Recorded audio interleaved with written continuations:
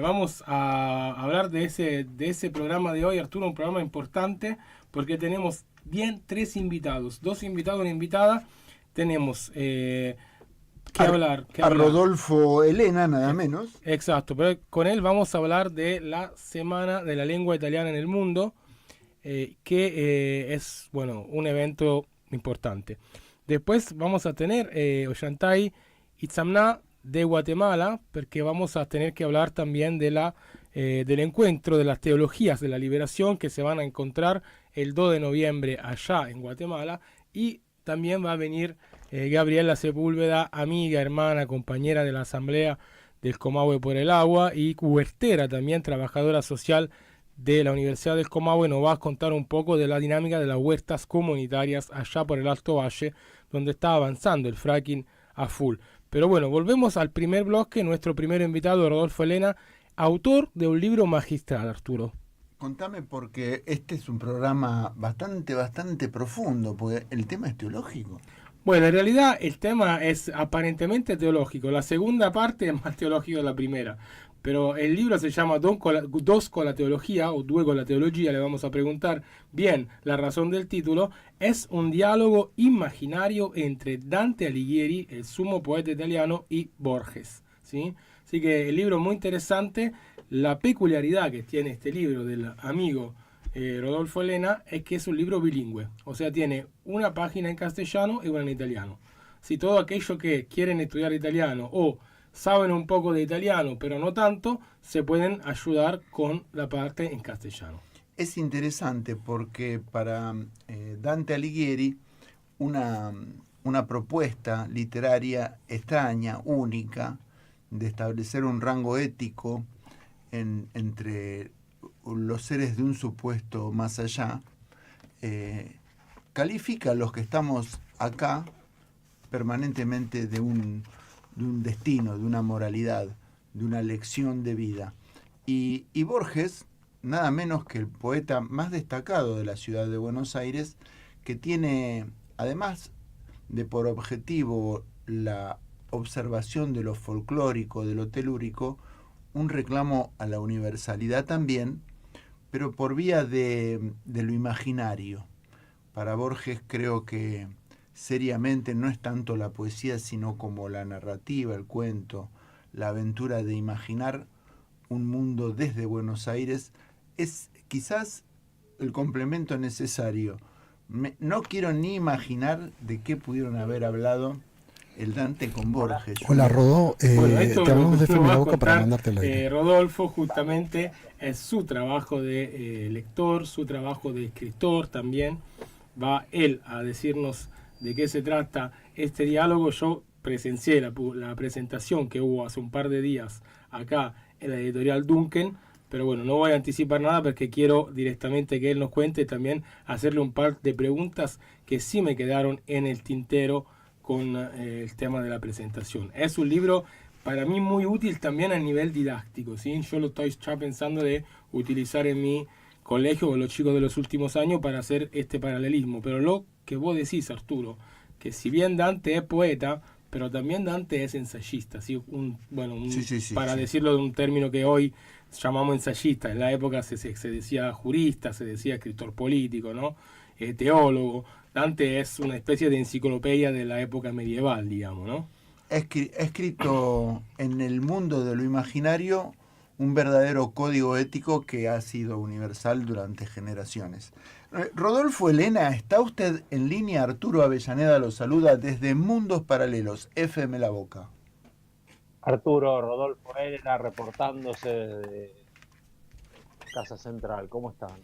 Muy bien. Es un honor para nosotros tenerlo en nuestro programa de hoy. Julio, nuestro conductor, ha estado presente en el lanzamiento ahí en la editorial de su último texto, que nos llama muchísimo la atención y por eso lo llamamos para charlar con usted. Bienvenido. Muchas gracias. Julio, ¿qué le contaste a Arturo? Porque no me tutea, habla como si estuviera hablando con Dante. Bueno, porque tiene un poco de así de respeto, porque bueno, se piensa que estamos Sí, en pero ese... el respeto y el tuteo no van de la mano. Bueno, pero él se piensa que estamos en el hiperuranio, ¿viste? O Somos el amigos, infierno, no somos... sé cómo es. Es que es Julio es un amigo. Rodolfo, es que el tema me convoca al más profundo de los respetos, por favor. Sí, está bien. Sí, la verdad te agradezco que arranquemos así. Eh, no, ¿puede ser que tenga mi propio retorno? Me escucho yo mismo. A ver, Un poquito de rebote menos. ahora, Ahí va, ahí va. Perfecto, gracias muchachos. Sí, impone respeto porque son dos grandes, pero ni para no tutearse da. Los que no se tutean en el libro son ellos dos, ¿verdad, Julio? claramente. Pero porque son dos hombres de otra época. Bueno, Eh, se toman en serio también a veces los dos, ¿no? Demasiado en serio se toman. más o menos, viste que a veces, viste, por momentos se toman en serio y por momentos, como dicen los chicos ahora, se picantean un poco. Bueno, Rodolfo, escucha, nosotros queremos hablar del libro, pero también queremos Muchas hablar un poco gracias. de la Semana de la Lengua Italiana en el Mundo. Porque Claro. justamente vos elegiste presentar el libro en esta semana, que es la semana que pasó recién, digamos. Y bueno, ¿qué quiere decir para vos esta semana como autor que, bueno, se expresa en dos idiomas? Así que tanto en italiano como en castellano, sobre todo en castellano, pero también en italiano, quería decir. Y este año recordamos a la audiencia que el tema de la Semana de la Lengua Italiana en el Mundo fue Italofonía, el italiano más allá de las fronteras. Así que para nosotros acá en Buenos Aires es como un tema de actualidad, te diría. Sí, además parece que se lo hicieron para estos dos, ¿viste? El italiano más allá de la frontera y estos dos, uno habla español, el otro habla italiano y se entienden perfecto. Para mí el tema de la Settimana de la Lengua Italiana es importante porque rescata un concepto que para mí es meridiano, que es el de la italianidad. Bien, Y cuando hicimos la presentación de la versión en español, porque ahora les voy a contar un poquito, este libro nació en español y cuando tengo la oportunidad de viajar a Benevallena, de donde viene mi bisabuelo, la gente del pueblo me dice que si lo traduzco al italiano, lo puedo presentar allí. bien.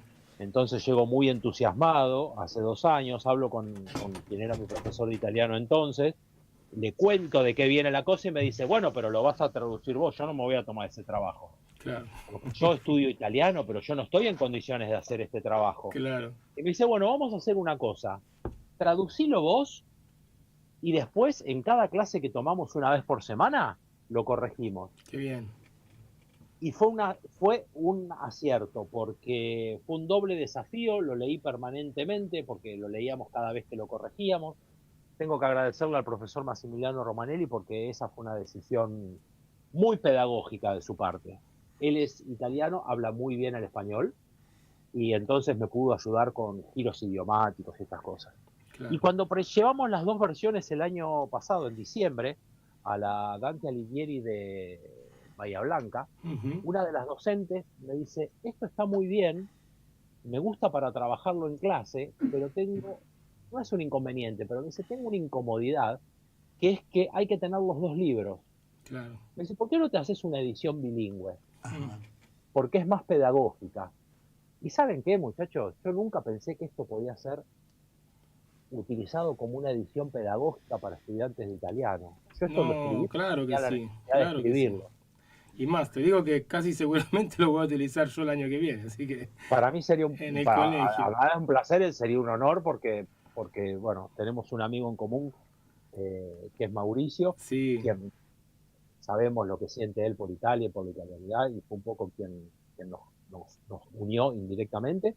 Y entonces que vos decidas eso, para mí es un placer. bueno, Eh, Mauricio, lo que habíamos quedado en llamarlo para darle un saludo, porque él es un gran periodista, un gran también operador cultural que vive en Albania y justo hoy me llamó para decirme que se estaba yendo de Turín a Albania y que iba a estar en el colectivo, así que no lo podemos llamar. Pero bueno, le Hoy mandamos un hoy fue saludo. un día raro, ¿viste? Estamos Sí, todos donde no tenemos que estar hoy. exactamente, un poco raro. Pero bueno, Eh, así bueno, que lo recordamos porque realmente Mauricio es un gran personaje, es tiene una muy buena exactamente, página, exactamente. Balcan Italia, y bueno, muy importante, ¿sí? Y sí, sí, y es un transmisor de la italianidad también. También. Eh, bueno, cuando me quedo sin los ejemplares, había que volver a editar, busco a la gente de Duncan que me asesora para que quede este ejemplar que es el que vos viste en la presentación el miércoles, y que sea que lo hayamos podido presentar a la Semana de la Lengua Italiana, para mí es un gusto. Yo trabajo en una compañía de seguros, me tomé la semana pasada de vacaciones y entonces hicimos el lunes la presentación en la Dante Alighieri de Junín, donde me recibieron increíblemente bien. El martes estuvimos en la Asociación Molisano Monforti de Villavoz. El miércoles fue cuando estuvimos contigo y con los amigos en Editorial Duncan. El jueves me fui a Mar del Plata, entonces el jueves a las 3 de la tarde hicimos en la Dante Alighieri de Mar del Plata Qué bien. una charla que se llamó Dante en su laberinto, Mm, y que la vamos a repetir en Buenos Aires, así que te voy a invitar para que la compartamos juntos. Y a las 5 de la tarde presentamos esta edición en las Tres Venecias. bien. Gracias a la generosidad de Marcelo Carrara, que el Mar del Plata tiene una difusión de la italianidad, tiene un compromiso fundamental con la italianidad. Y en la Dante Alighieri de Mar del Plata quiero agradecer a las profesoras Erika y Lisa Garimano, al profesor Pedro Becchi y a la profesora eh, Francesca Fontana, que hicieron posible este evento. Y el sábado lo presentamos en la Federación de Sociedades Italianas de Mar del Plata. Qué bien. Muy Y bien. ayer domingo lo difundimos en Vorterix, Mar del Plata. También ahí Mar del Plata es una fiesta. Un Porque lujo, un lujo sí, de además la italianidad, italianidad en Mar claro. del Plata brota de abajo de los lobos marinos, ¿viste? Totalmente, Eh, totalmente. No hay más que acercarse al puerto para darse cuenta que ahí la están tan italianidad es comprometidos, al mango. tan comprometidos con la cultura en general. Mirá, cuando hicimos la presentación en Bahía Blanca, el cónsul de Bahía Blanca, que también estuvo súper generoso, después de la presentación ofreció un cóctel para los presentes.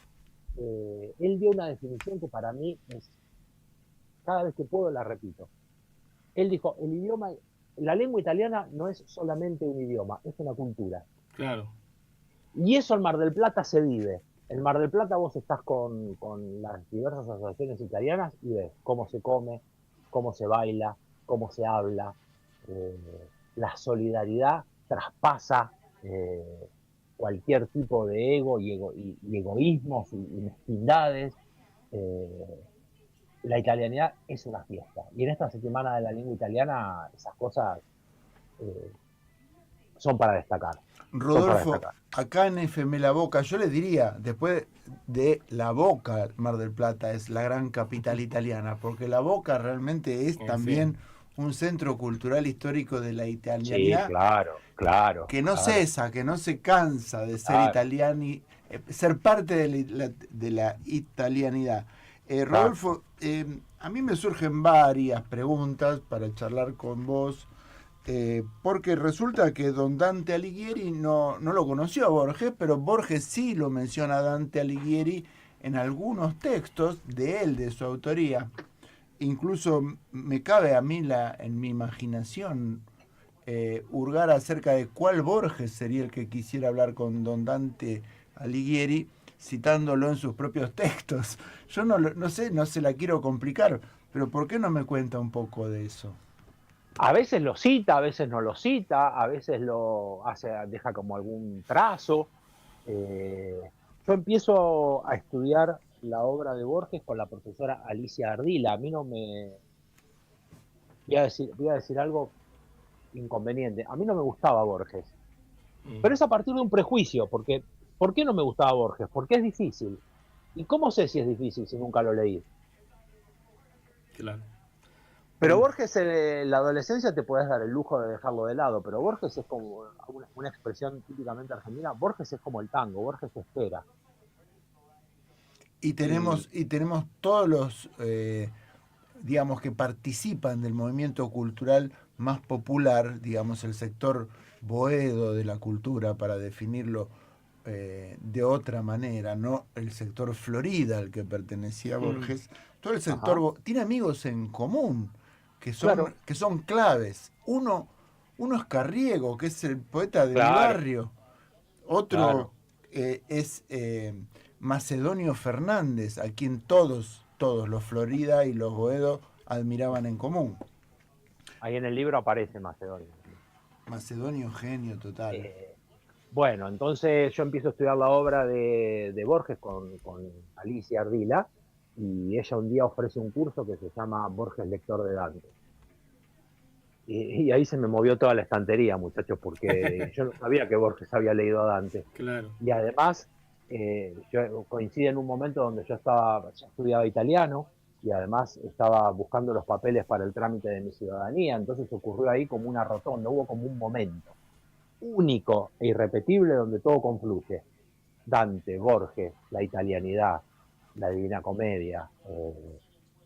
Y entonces me pongo a estudiar a Dante. Y tengo que confesar que me he convertido, si fuera un Boca River, soy más dantista que borgiano. Digamos que a Borges lo quiero, pero a Dante lo amo, porque el sangue fa il suo y la sangre hace lo suyo también. Entonces, Sí, la sangre tira. Y bueno, ¿saben qué pasó? Que me pongo a estudiar a Dante. Cuanto más estudio a Dante, más veo a Borges. claro.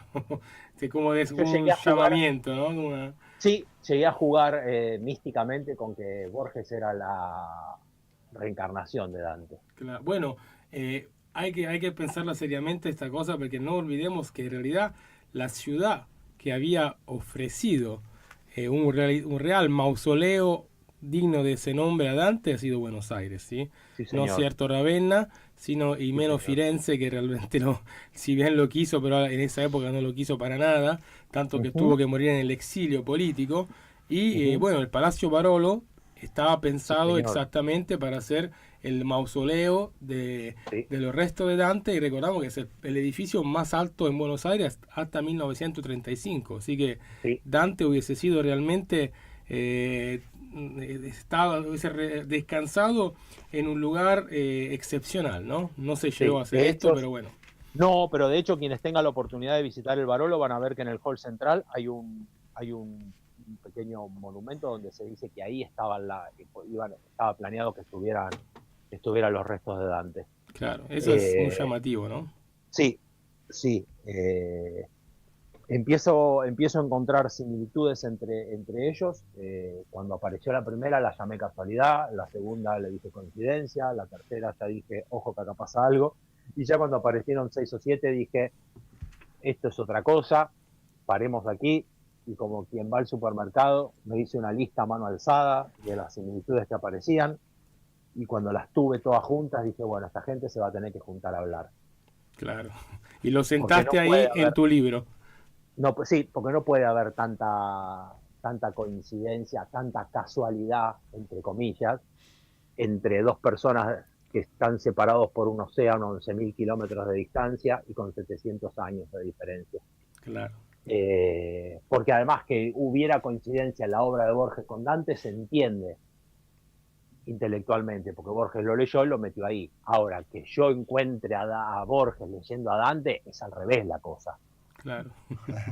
Eh, entonces, yo tengo formación actoral y me pasó algo cuando empecé a pensar el diálogo, que es que me quedaba desbalanceado, Claro, porque nosotros de Borges conocemos todo, tenemos foto, video, sabemos lo que pensaba, le conocemos la voz. De Dante no tenemos nada más que más, como si fuera poco. Su obra y lo que nos cuentan los comentadores de Dante. Pero Dante ni siquiera se sabe si lo que nosotros conocemos como la figura de Dante es realmente la que es. sí. Entonces digo, para que este diálogo no me quede desbalanceado y hablara solo Borges y Dante dijera, vero, certo, giusto. Claro. Digo, bueno, los tengo que poner en un lugar donde Dante tome esa ventaja, que la cosa se equilibre. Y digo, bueno, en el paraíso, Dante llegó primero y desde ahí pudo ver desde que Borges nació. Claro. Y la gente que va llegando le va contando lo que hace Borges acá. Entonces, así la cosa es más justa. Cada uno sabe todo del otro. Claramente. Dante desde arriba y Borges desde sus libros, de sus obras. Sí, y se encuentran los dos arriba. Claro. Y ahí hay giros actorales, giros dramáticos que tienen que ver más con la actuación.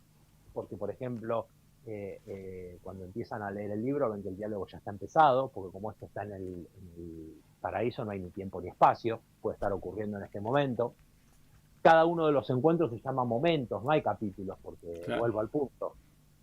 ¿Cómo lo divido?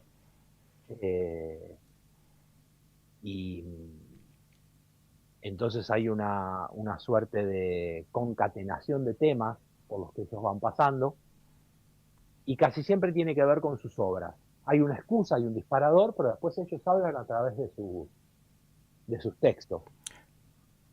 Rodolfo, ¿cuáles son los temas principales alrededor de los cuales se encuentran estos dos autores en tu obra? Los podemos decir en cualquier orden, los voy a decir como me van viniendo a la cabeza. Dale, dale. Uno de ellos es la amistad. Ajá. Nosotros sabemos qué pensaba Borges de sus amigos y vemos a través de la obra de Dante que le pasaba con los suyos. De hecho, la relación de Dante con Guido Cavalcanti, Claro. casi con esta cosa del nacimiento del Bioy Testino Nuevo, es casi la misma que podemos paralelizar con la de Borges con Bioy Casares.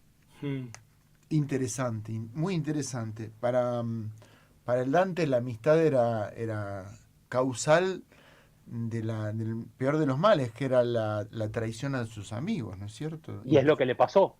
Claro. Si tienen la oportunidad de ver la película Dante de Pupi Avati, que yo creo que es del año 2022, creo que está filmada durante la pandemia, al final de la pandemia, ahí van a ver que Dante se pelea con Guido Cavalcanti por la política. Claro. Y cuando Guido muere, Dante no se lo perdona. La película Dante de Pupi Avati es el recorrido de Boccaccio para encontrar a la hija de Dante, que había devenido monja y se llamaba Beatriz.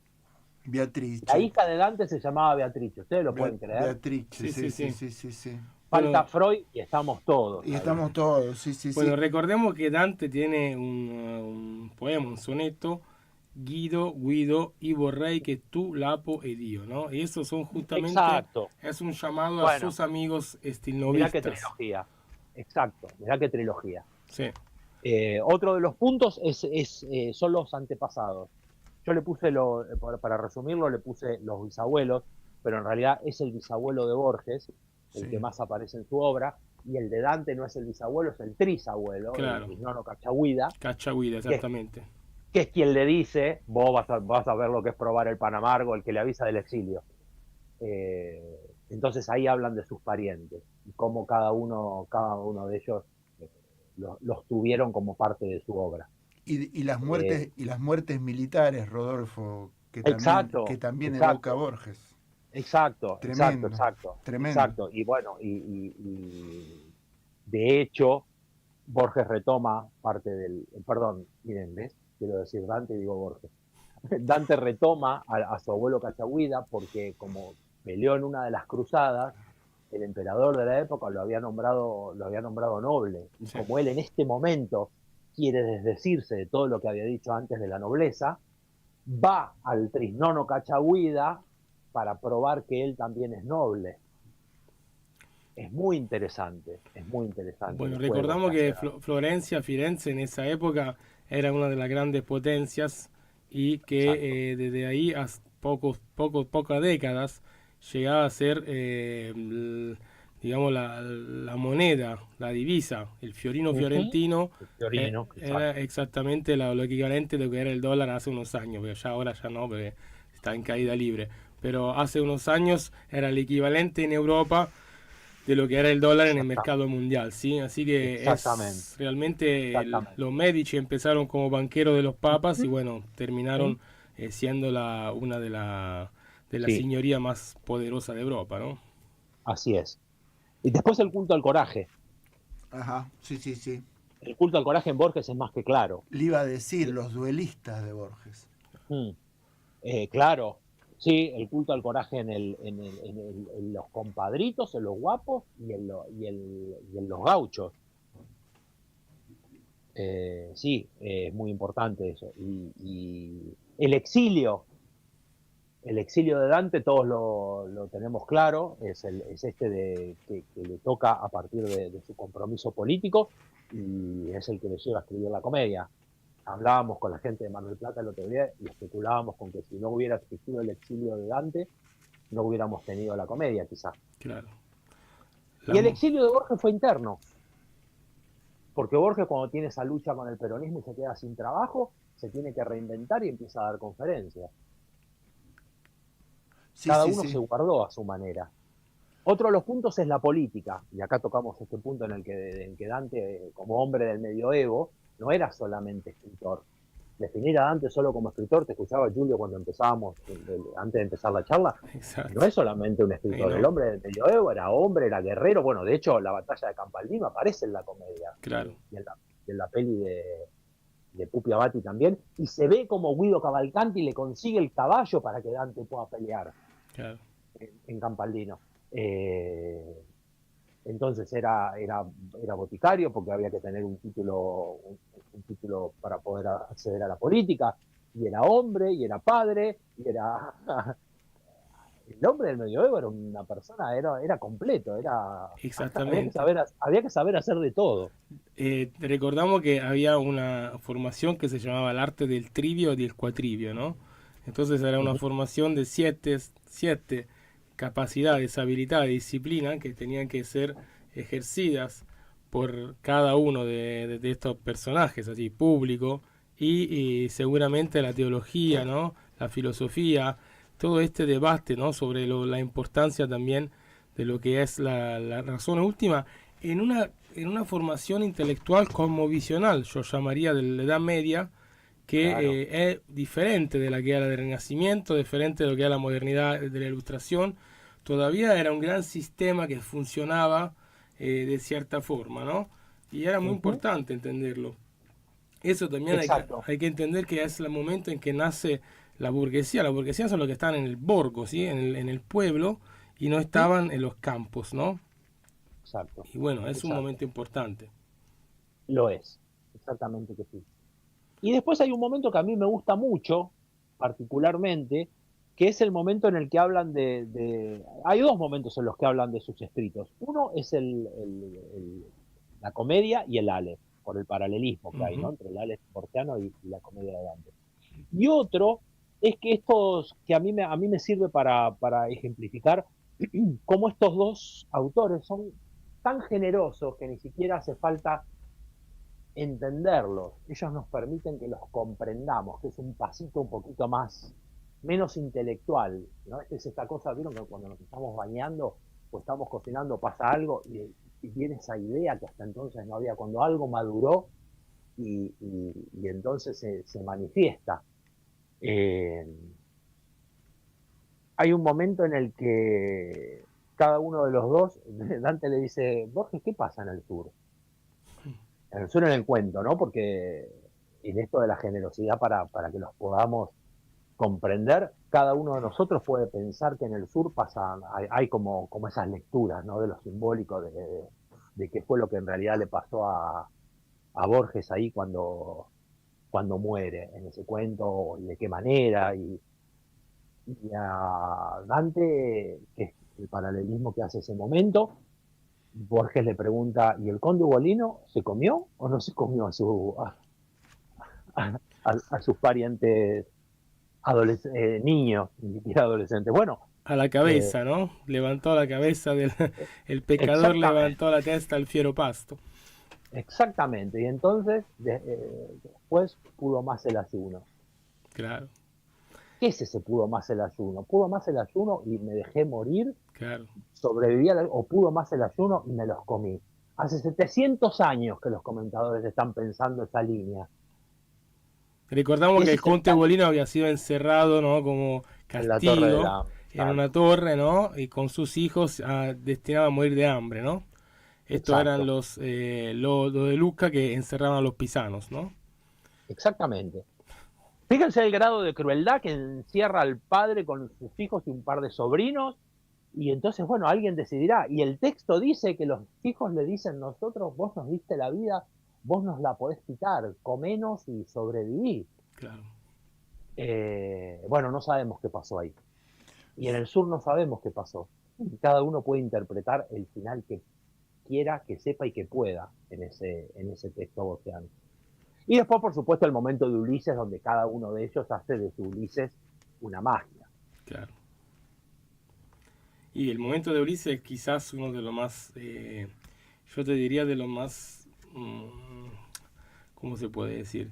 De los más anticipadores de lo que realmente es la cultura occidental de la modernidad. Si nosotros pensamos a este tema de Ulises que se ata, ¿no? Al barco para no estar, no sufrir la seducción de las sirenas. Y bueno, es increíble, ¿no? Ahí este tema de Ulises, imagínate que hasta lo retoman añares, siglos después, Adorno, Horkheimer, de la Escuela de Frankfurt, en el capítulo quizás más importante de la dialéctica de la Ilustración, en el cual ven en Ulises justamente la dimensión sádica del ser humano occidental que por no gozar, ¿no?, de la seducción, no dejarse llevar hacia el placer, hasta como se ata y se autocastiga, ¿no? Y ahí creo que teniendo en claro estas dos lecturas de Dante de la Escuela de Frankfurt, de Adorno, Horkheimer, es increíble. Yo cuando leí la dialéctica de la Ilustración, un libro de 1960, si no me equivoco, un poco antes, y ya conocía ese canto de Dante, fue para mí como si entender todavía más la profundidad de Dante en este tema de Ulises, ¿sí?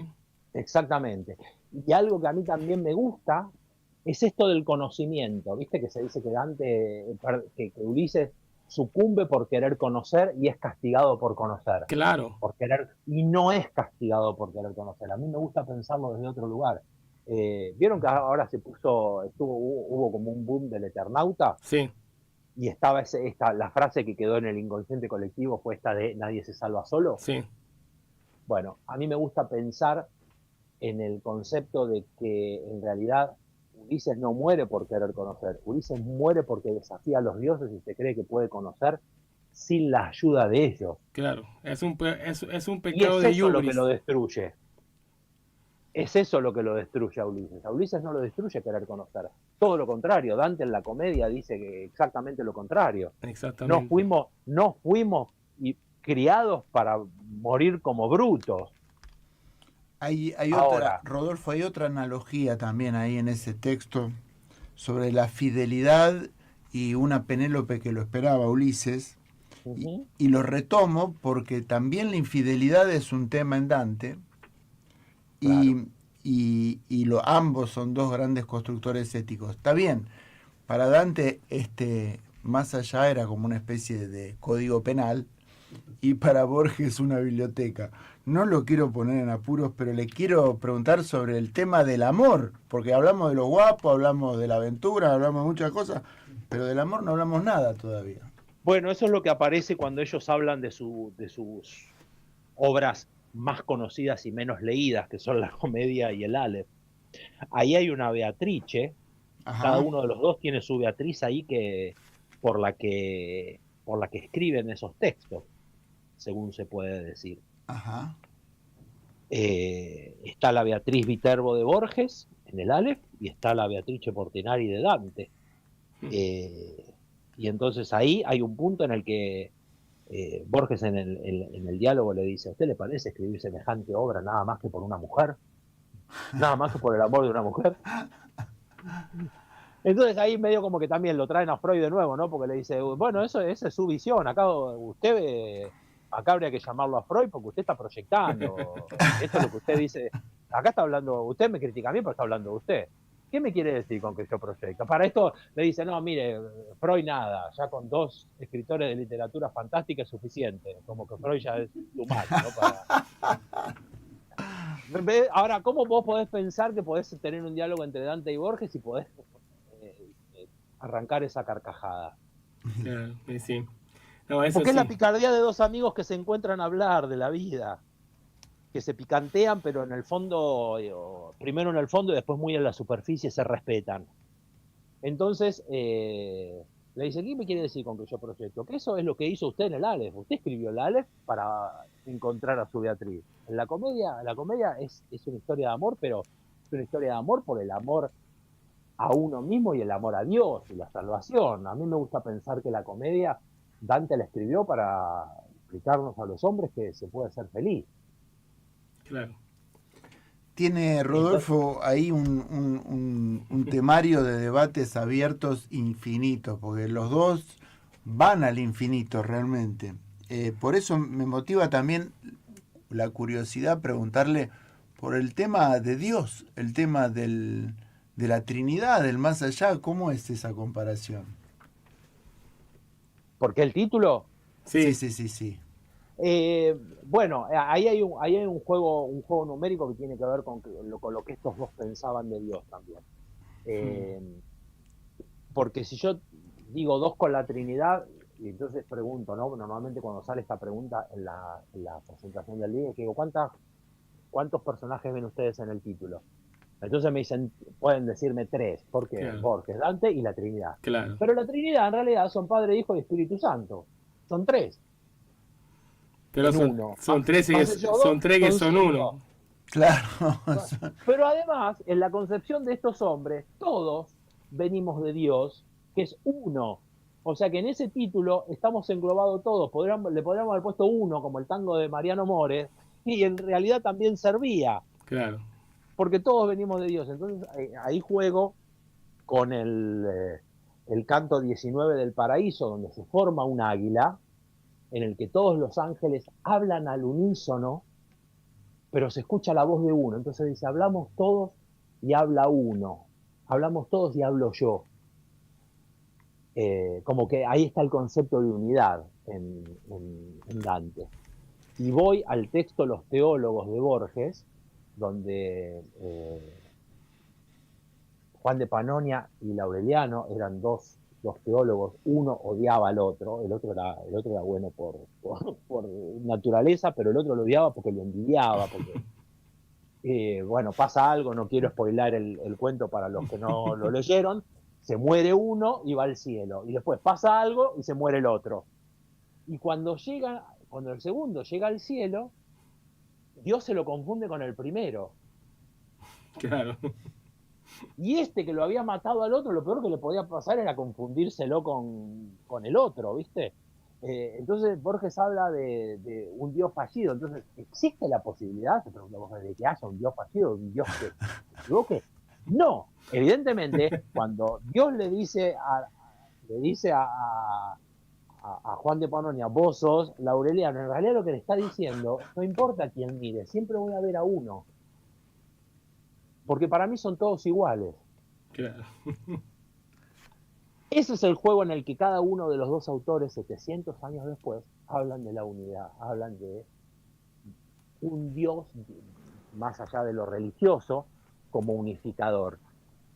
Entonces me gustó jugar con esos dos conceptos que se me ocurrieron a partir de eso que leí en el paraíso del águila, que hablan todos y al mismo tiempo y dicen lo mismo, habla uno, y este Dios que no es fallido de los teólogos, que en realidad lo que está queriendo decir es, cuando lo mataste, te mataste vos también. Claro.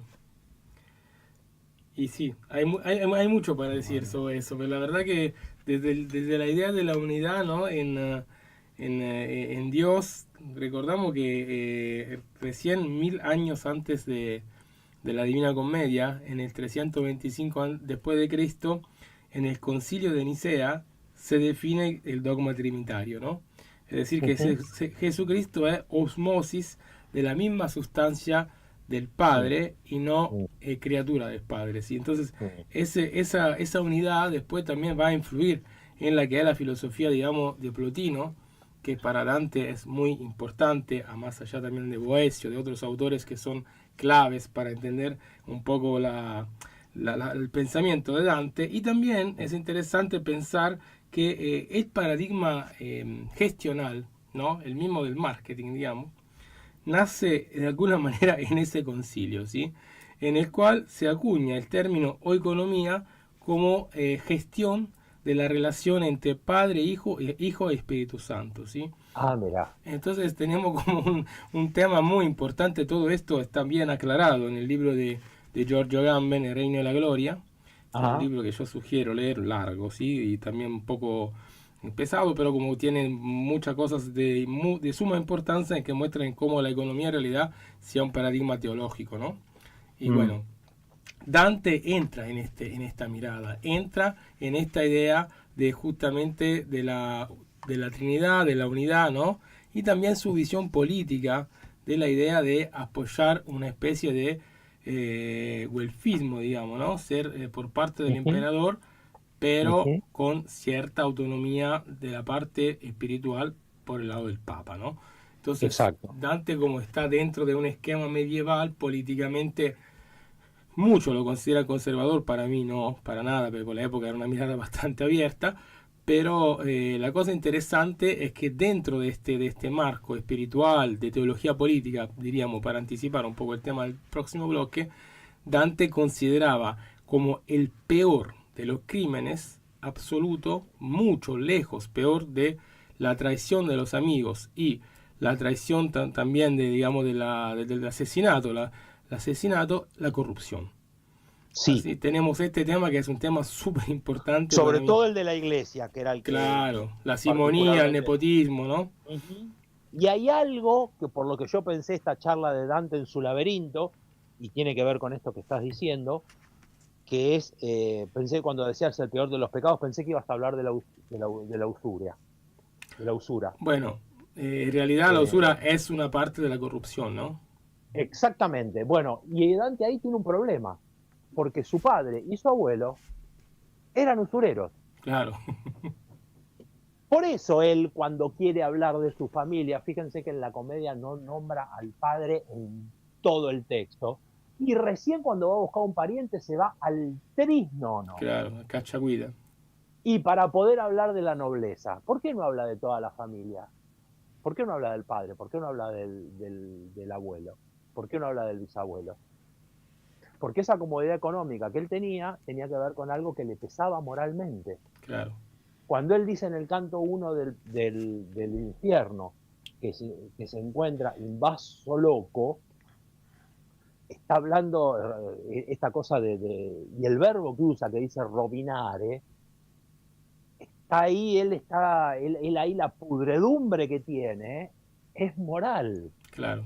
Él está cargando, esta es mi interpretación, yo lo cuento Sí, con sí, este sí. énfasis, pero no porque lo No, no, diga, no, está bien, no, está pero bien. no con concepto de verdad, porque me entusiasmo con el relato.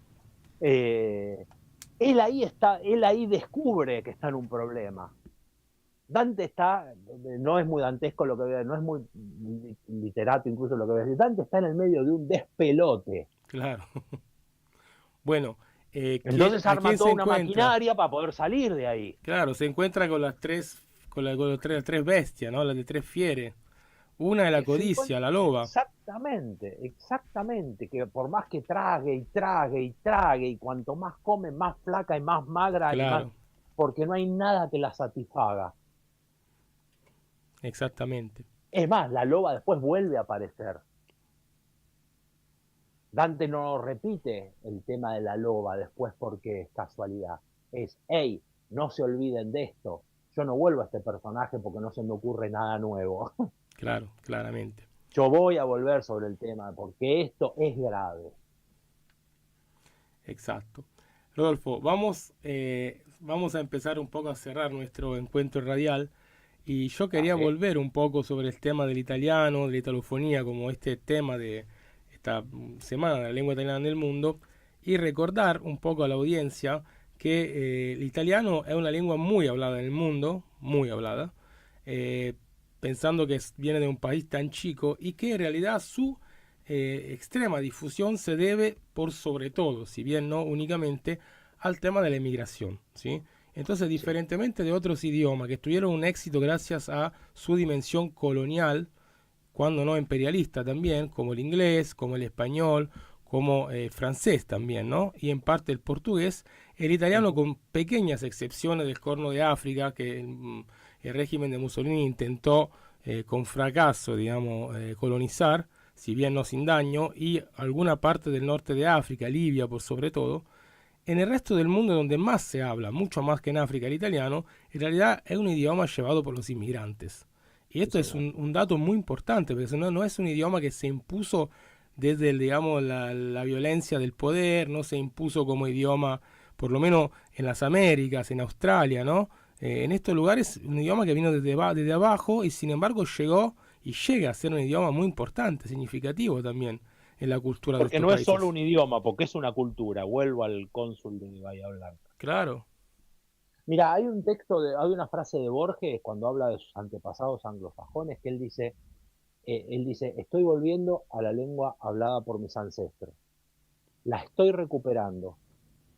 Cuando tuve otros nombres, hablé esta lengua.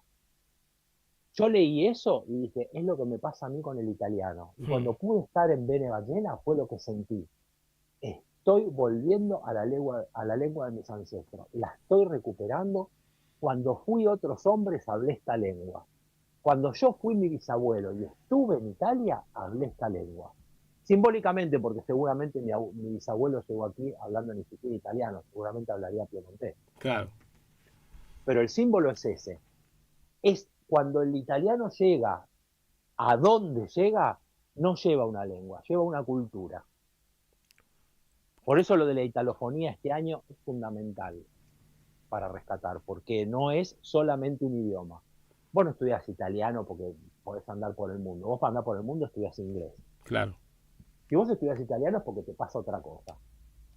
Eso es cierto. Hay gente que estudia italiano y nunca va a tener la posibilidad de ir a Italia. Pero el italiano lo va a estudiar. Y está más allá y eso es interesante también, que la cultura que vos justamente decís, es una cultura, y yo te diría, son culturas, ni siquiera es una. Porque justamente, primero por la fragmentación cultural que tuvo y tiene Italia todavía, pero también por la dimensión popular en contraposición a una dimensión estrictamente administrativa o burocrática, o también organizada por parte de las academias, que son los idiomas impuestos, ¿no? De alguna forma a través de un proceso de colonización. El italiano llega con la gente. Eso me parece muy interesante. Y como decís vos, se lleva las tradiciones populares, familiares. Ahora el mes que viene va a estar también la Semana de la Cocina, otro hito total, ¿no? Como no tiene que ver solamente con la comida, sino que es una dimensión realmente afectiva, social, la de la comida para los italianos, al igual que el idioma. Sí, es unificadora. Claro. No es para subestimar el tema de la italianidad. Gracias a los inmigrantes italianos, el tango tiene el lunfardo. Claro. No solamente de los italianos, también ahí están los judíos, están los árabes, están los españoles. Pero las letras de los tangos, de Discépolo y toda esta gente que hizo a principios del siglo XX la música popular, la música del arrabal, diría Borges, tiene mucho que ver con la italianidad. Hay muchas palabras que nosotros usamos todos los días que no sabemos que son italianas. Claro. Ahora por ahí no se usan tanto, pero uno cuando decía pibe, cuando decía mina, cuando decía bueno, hay una palabra que yo siempre uso porque es italiana, y siendo italiano me sale trabajando en un colegio, que es bochar. Para mí decirle a un pibe te boché es como una cosa que es normal, como en realidad no es normal. Como que y bueno, a veces me miran y no entienden, digo. Y después vienen mis colegas que son como de familia italiana, que tienen unos cuantos años más de los pibes, y me dicen, bueno, sí, lo reprobaste. Digo, bueno. Sí. ¿Nos tomamos otro vino? No, no, que mañana tengo que ir a laburar. Claro, exactamente, sí, hay muchas, sí. O Están los, dando vuelta y son sí, todas sí. nuestras. Bueno, yo cuando vine hace 16 años y escuchaba palabras así, acá, había vivido unos meses en Barcelona. No entendía mucho el castellano de Barcelona, porque aparte está mezclado con el catalán, sobre todo. Claro, Y escuchaba esta palabra y digo, bueno, qué bueno, sé español. Y en realidad no era un fardo. Como que claro, claro. después lo descubrí después, ¿no? Como que... Bueno, y al italiano que quería hablar español y lo hablaba más o menos, se Claro, le decía que hablaba cocoliche. claro, Es más, Cocoliche. cuando vos hablas con un argentino que te cree que hablar italiano es decirle a todo michimachi, michimuchi, te dice, estás hablando en cocoliche. En realidad, Cucolicchio era un italiano que trabajaba en el circo de los hermanos Podestá, que en realidad hacía un personaje que como era un italiano que quería ser argentino y hablaba que era un, como se llamaba Cucolicchio, de ahí quedó Cocoliche. Claro. Y de ahí deriva la Mm. palabra. Claro, bueno, es un apellido. De hecho, hay un escritor Culicchia, Giuseppe Culicchia, que es piemontés, Eh, justamente. Y justamente, sí, totalmente. Bueno, acá tenemos un mensaje, Rodolfo. Vamos cerrando. Dice, buenas noches, Arturo, Julio. Interesante la obra. ¿Habrá algún sorteo de la obra? Al parecer está bueno. Lo poco que escuché es muy interesante, de Sebastián. Así que Sí, bueno, la tiramos así. bueno, hubo un tema técnico de último momento por el que no estoy en el estudio, pero la idea, lo que habíamos hablado era que el programa iba a tener un par de ejemplares para poder darle a la audiencia. A la Así que audiencia. esta persona que llamó, ¿cómo se llama? Sebastián. Bueno, Sebastián, que es el que Sebastián, si ustedes están de acuerdo, Sebastián ya tiene uno de los ejemplares. Sí, sí, totalmente. Y el otro después, bueno, ustedes decidirán ¿Cómo lo entregamos? cómo lo disponen. Bueno, Eh, pero el de Sebastián, si nos seguís escuchando, Sebastián, si no te agarró el hambre y te fuiste a cenar, ya tenés un ejemplar de Dos con la Trinidad, con el compromiso de que me busques después, busques el libro en Instagram y me hagas la crítica. claro, eso es el compromiso a cambio de la obra. Bueno, dice fábrica sillones. Eh, Entonces Sebastián es fabricador de sillones, ¿sí? Ah, mirá, bueno, está muy bien. Debe Así que tener uno bien cómodo para leer este exacto, diálogo, entonces. seguramente. Bueno, Sebastián, le mandamos un saludo. Ojalá que nos escriba, nos siga escribiendo. Sí, yo me voy Y a poner de acuerdo contigo y te doy los dos ejemplares. Si ya sabes, cuando te sepas el nombre de la otra persona que se queda con el otro ejemplar, te, sin lugar a duda. te los Rodolfo, mando firmados. perfecto.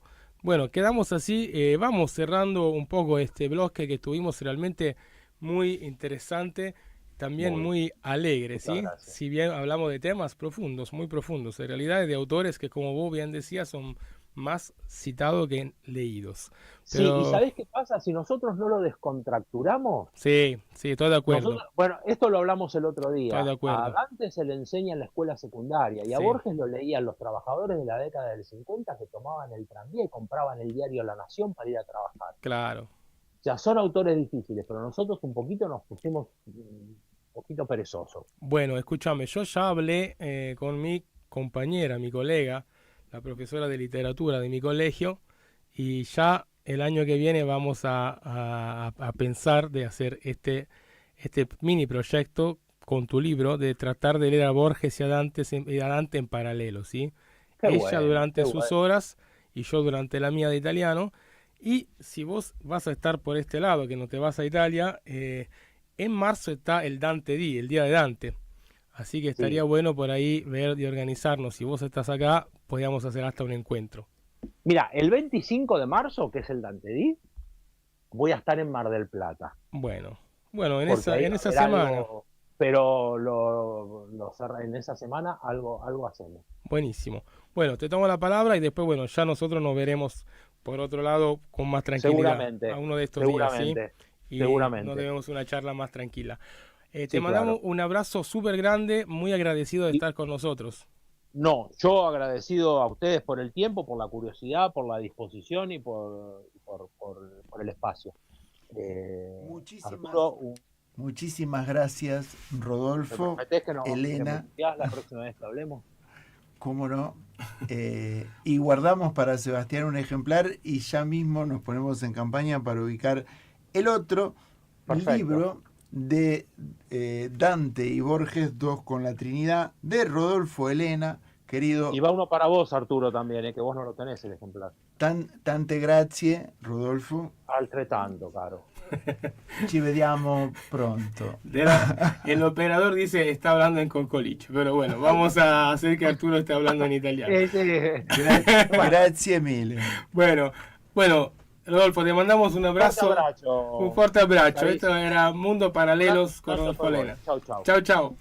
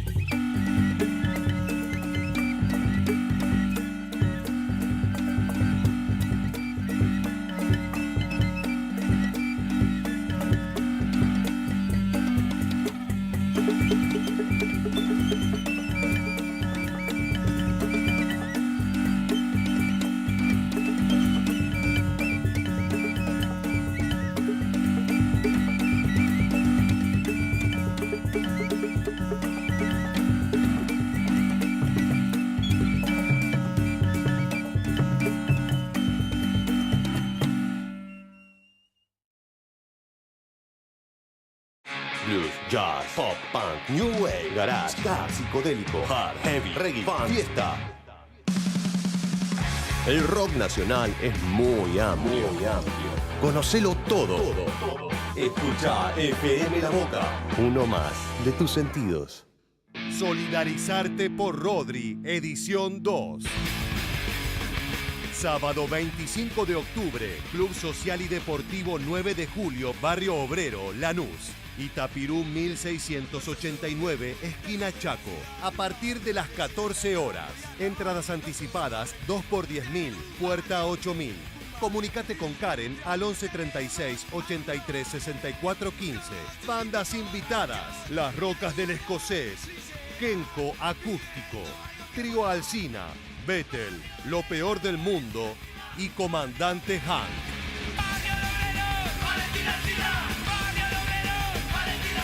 Intervenciones artísticas sorpresa, feriantes y mucho más.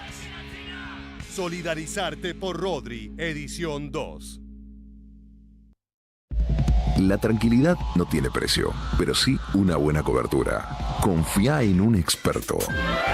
Daniel Adrián Martínez, productor asesor de seguros. Más de 20 años brindando soluciones a medida para cuidar tu auto, tu hogar, tu salud y tu futuro. Aseguramos autos de hasta 40 años de antigüedad. Contactanos 11 40 83 0416 o seguinos en Instagram como Seguros Doc Sur. Nueva Italia, Academia Virtual de Italiano. ¿Estás pensando en tramitar tu ciudadanía italiana? ¿Querés reconectar con tus orígenes italianos? ¿Estás planeando ese viaje tan esperado o querés emigrar a Italia? Vení con nosotros a estudiar italiano. Somos todos docentes nativos o con años de experiencia en Italia. Explora Italia con nosotros también a través del cine, el teatro, el arte, la música, la cocina, la literatura y sobre todo con nuestra buena onda y profesionalidad. Búscanos en www.nuevaitalia.org. Nueva Italia, Academia Virtual de Italiano. Ediciones Sikus. Palabra escrita hecha libro. Semilla. Palabras puentes y no muros. Libros para construir comunidad, conciencia y una cultura de hermandades. Búscanos en tu librería amiga, ferias o en nuestro sitio web www.sikus.org.ar. Ediciones Sikus. Libros para una cultura de la integración.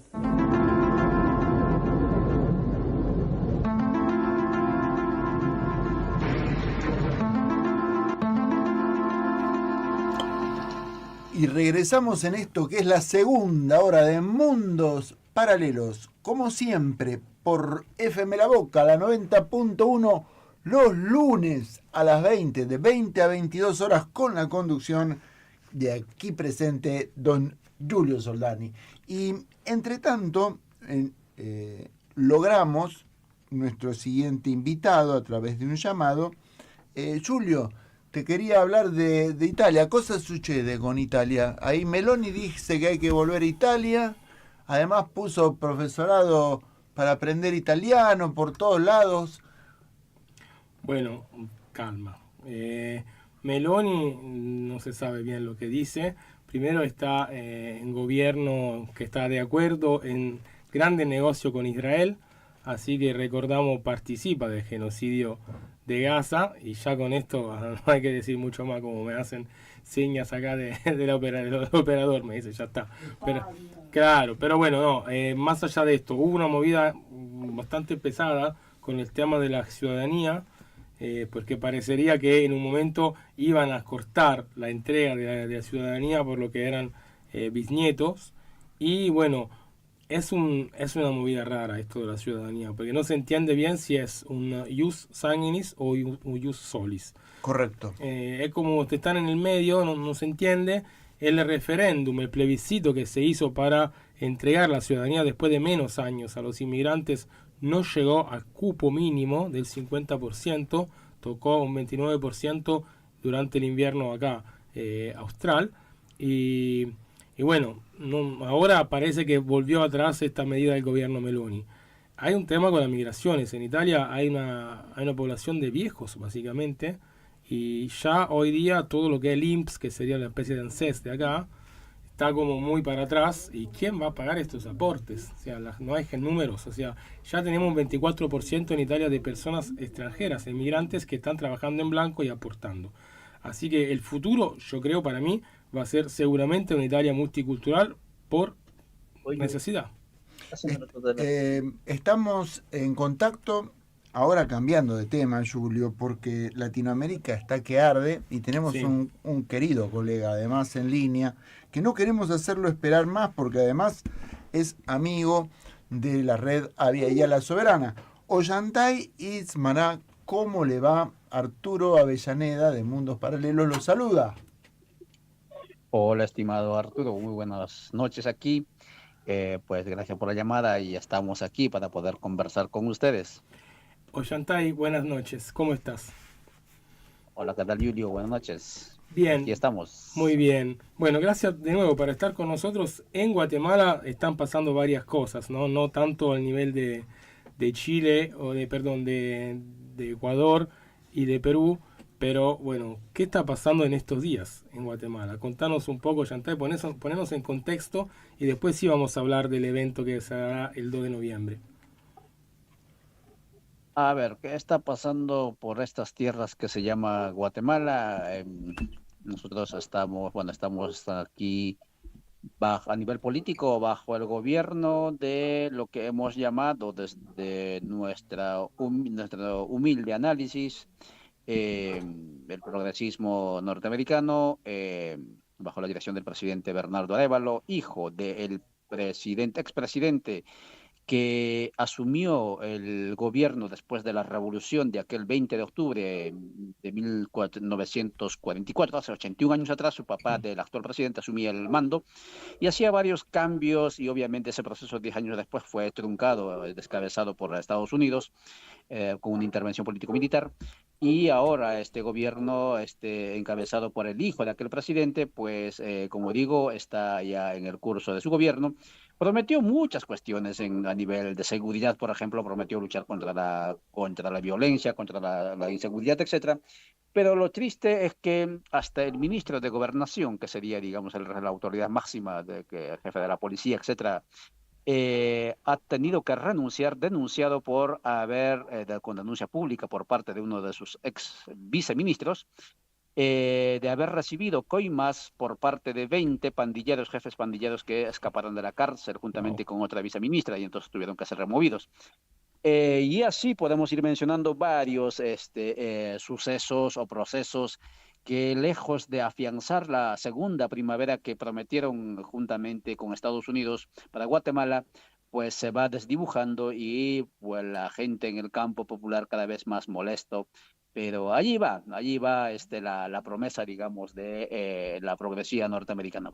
Bien, bueno, un día importante para Guatemala hoy. La verdad que estamos contentos de poder compartir con vos nuestros micrófonos. Y vamos, si te parece, a hablar un poco también perdón, de lo que va a pasar el 2 de noviembre en esos territorios.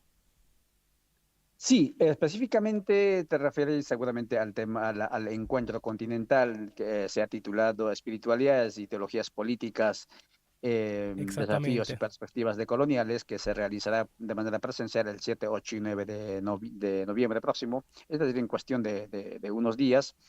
Esto, como dice su nombre, es un proceso, porque desde el 23 se han estado haciendo diferentes actividades, procesos en los territorios, de encuentros, de reflexiones entre las comunidades y territorios en resistencia, reflexionando sobre las diferentes luchas desde una perspectiva ético-espiritual. El objetivo del encuentro y de estos procesos no es evangelizar, mucho menos hacer, digamos, retiros espirituales, sino es mirar las luchas, reflexionar las luchas desde la perspectiva ético-espiritual, con la finalidad de afianzar, si acaso, en la mística de las resistencias territoriales, de las diferentes luchas, con la finalidad de que la perseverancia sea, digamos, un hábito que se pueda ir construyendo, porque lo cierto es que esto de la fugacidad hace que incluso las resistencias territoriales, por más genuinas históricamente postergadas sus luchas hayan sido, muchas veces se vuelven efímeras, la gente se cansa, se frustra y se va. Entonces hemos visto que es importante, digamos, centrarnos en estos procesos y en este encuentro en la dimensión ético-espiritual para afianzar la mística y así, ojalá, forjar el hábito de la perseverancia, ¿no? Claro, muy interesante, claramente. Y también refleja mucho el espíritu de lo que es también el movimiento de Vía Ya la Soberana, ¿no? De alguna manera, me parece que tiene un corte de pertenencia muy profundo. Pero, Ollantay, vamos, si te parece, te quería preguntar un poco más para la audiencia, para que se entienda, ¿de qué hablamos cuando hablamos de teología política? Esa es una muy buena pregunta. Tenemos que decir que la política está centrada en, digamos, creencias em, religiosas, más que creencias religiosas, ¿no? Que claro, no se mencionan o no se la nominan de esa manera, ¿no? Sino se la nomina con un lenguaje un poco más de lenguaje civil, ¿no? Ujú. Pero sin embargo está esa creencia, ¿no? De que muchas veces aparece el tema del mesianismo, etcétera, ¿no? Claro. Personas que se autoproclaman o son proclamados como los salvadores, etcétera, asumiendo de que no todos, o no, sí, no todos tenemos poder, potestad para poder hacer procesos de cambio, sino hay unos que nacen con ello y ellos son los que tienen que gobernarnos, etcétera. Por un lado es eso. Y en ese sentido, todo el quehacer político y todo lo que es, digamos, la teoría política como tal, ¿no? Es teología, está basado en cuestiones religiosas, ¿no? Aunque no se la menciona así. Por ejemplo, en este momento vemos la propuesta, no sé si se puede llamar, bueno, podemos utilizar, digamos, el equivalente de civilizatorio del sionismo, ¿no? Ujú. Ante el fracaso de la modernidad.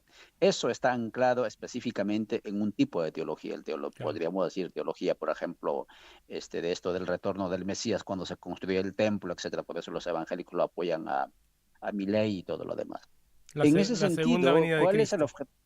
Ahí está, la segunda venida de Cristo. Entonces, sentido, ¿cuál es el objetivo de la teología política? Si entendemos que la teología, ¿no? Es revelar, desvelar, digamos, la presencia de la trascendencia en lo cotidiano, ¿no? Entonces la función o la teología política tiene, digamos, es ese quehacer que intenta develar, ¿no? Esa presencia de las ideas religiosas en el campo político. Obviamente tergiversadas, ideas religiosas tergiversadas, pero al fin y al cabo Claro. ideas religiosas, ¿no?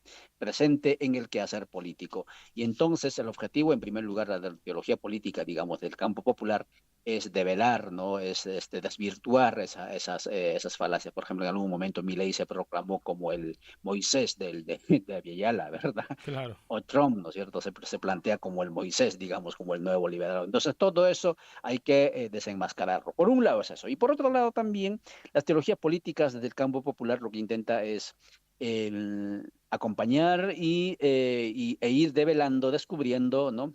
La presencia de lo que en el mundo cristiano se llama el Cristo presente, ¿no? Histórico, liberador en las luchas territoriales, ¿no? Presente y constante, ¿no? Y al igual que Moisés, etcétera, y otros líderes religiosos que tanto mueven, digamos, la creencia de las personas y el espíritu de las personas y develar y decir que está en esas luchas y por lo tanto vale la pena seguir luchando y en consecuencia el compromiso de la lucha no solamente es con la dimensión social, cultural, político, sino también, digamos, con una trascendencia o con una dimensión religiosa, ¿no? Por ahí va la teología política. Claro, sin embargo, Ollantay, en la historia un poco de lo que son las doctrinas de la teología políticas, sobre todo de las teologías de la liberación, y bueno, acá donde estamos nosotros, en Río de la Plata, de las teologías del pueblo, ¿no? Tenemos un cruce, una especie de apoyo mutuo, digamos, entre lo que son las doctrinas más laicas, más seculares de las ciencias sociales, por ejemplo, o hasta de la filosofía y la dimensión puramente teológico, escatológica que vos nombrás, ¿no? Eso es un fenómeno típico, digamos, del continente, si queremos. Sí, yo creo que la socioanalítica marxista cometió y comete un gran error especialmente por la vertiente materialista, de negar la dimensión espiritual de la humanidad, ¿no? Y claro, la modernidad como tal, como propuesta, ha intentado negar eso y en consecuencia yo creo que en sociedades modernas sí podría haberse construido esa propuesta, digamos, del socialismo, del materialismo, ¿no?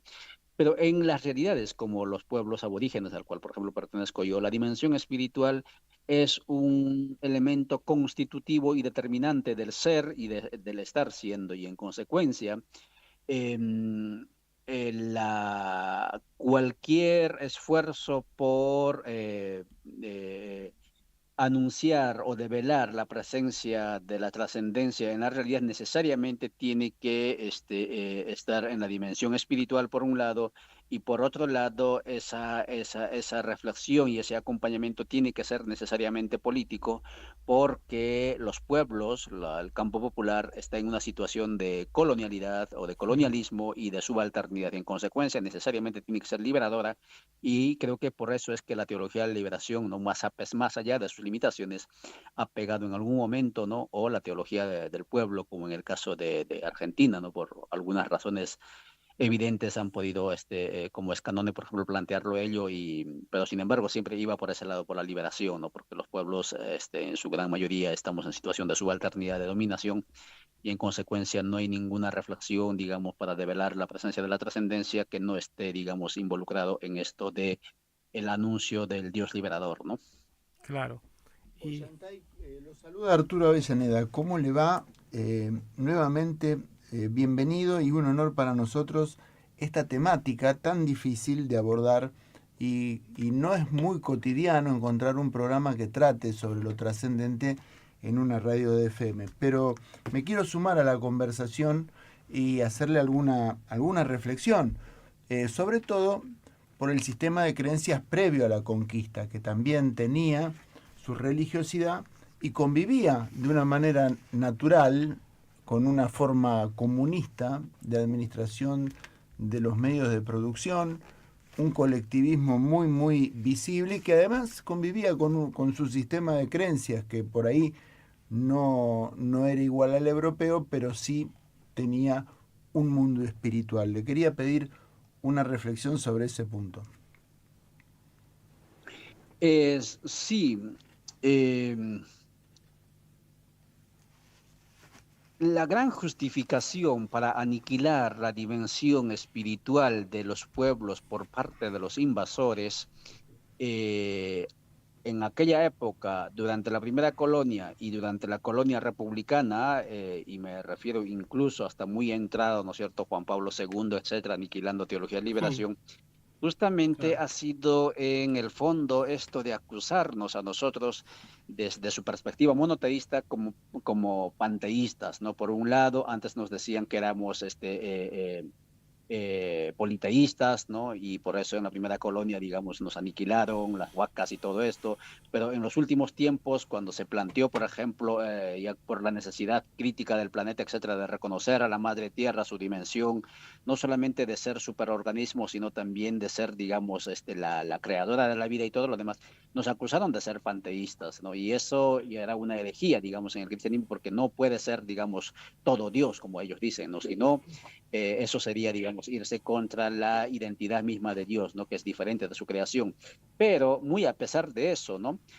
Más allá de que nos digan o no panteístas, nosotros creemos que la trascendencia está en toda la realidad. A eso se llama desde el Oriente, ¿no? El panenteísmo, ¿no? Es decir, la divinidad, la trascendencia en todo, que no se confunde ni se agota en la inmanencia, es decir, en las cosas, ¿no? Que en la comunidad cósmica, pero sí está presente en todo, está presente en el agua, está presente en las montañas, en la tierra, en los seres humanos, en los árboles, etcétera, y por lo tanto, aparte de reconocerle dignidad y derechos a estos seres, ¿no?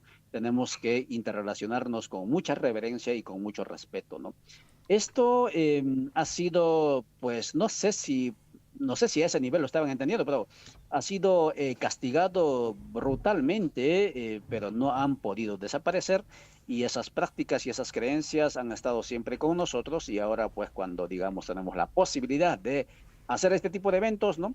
Tenemos también la libertad incluso de abordarlo también esas cuestiones temáticas, o esas temáticas, ¿no? Bajo el rótulo de ecoteología y todo lo demás, ¿no? Claro. Es cierto, Yantay, pero también existe la brutalidad de la invasión europea y la practicidad de un sistema de creencias con un dios antropomorfo que funcionaba como un super padre castigando y revelando que la verdad era de ellos y era única.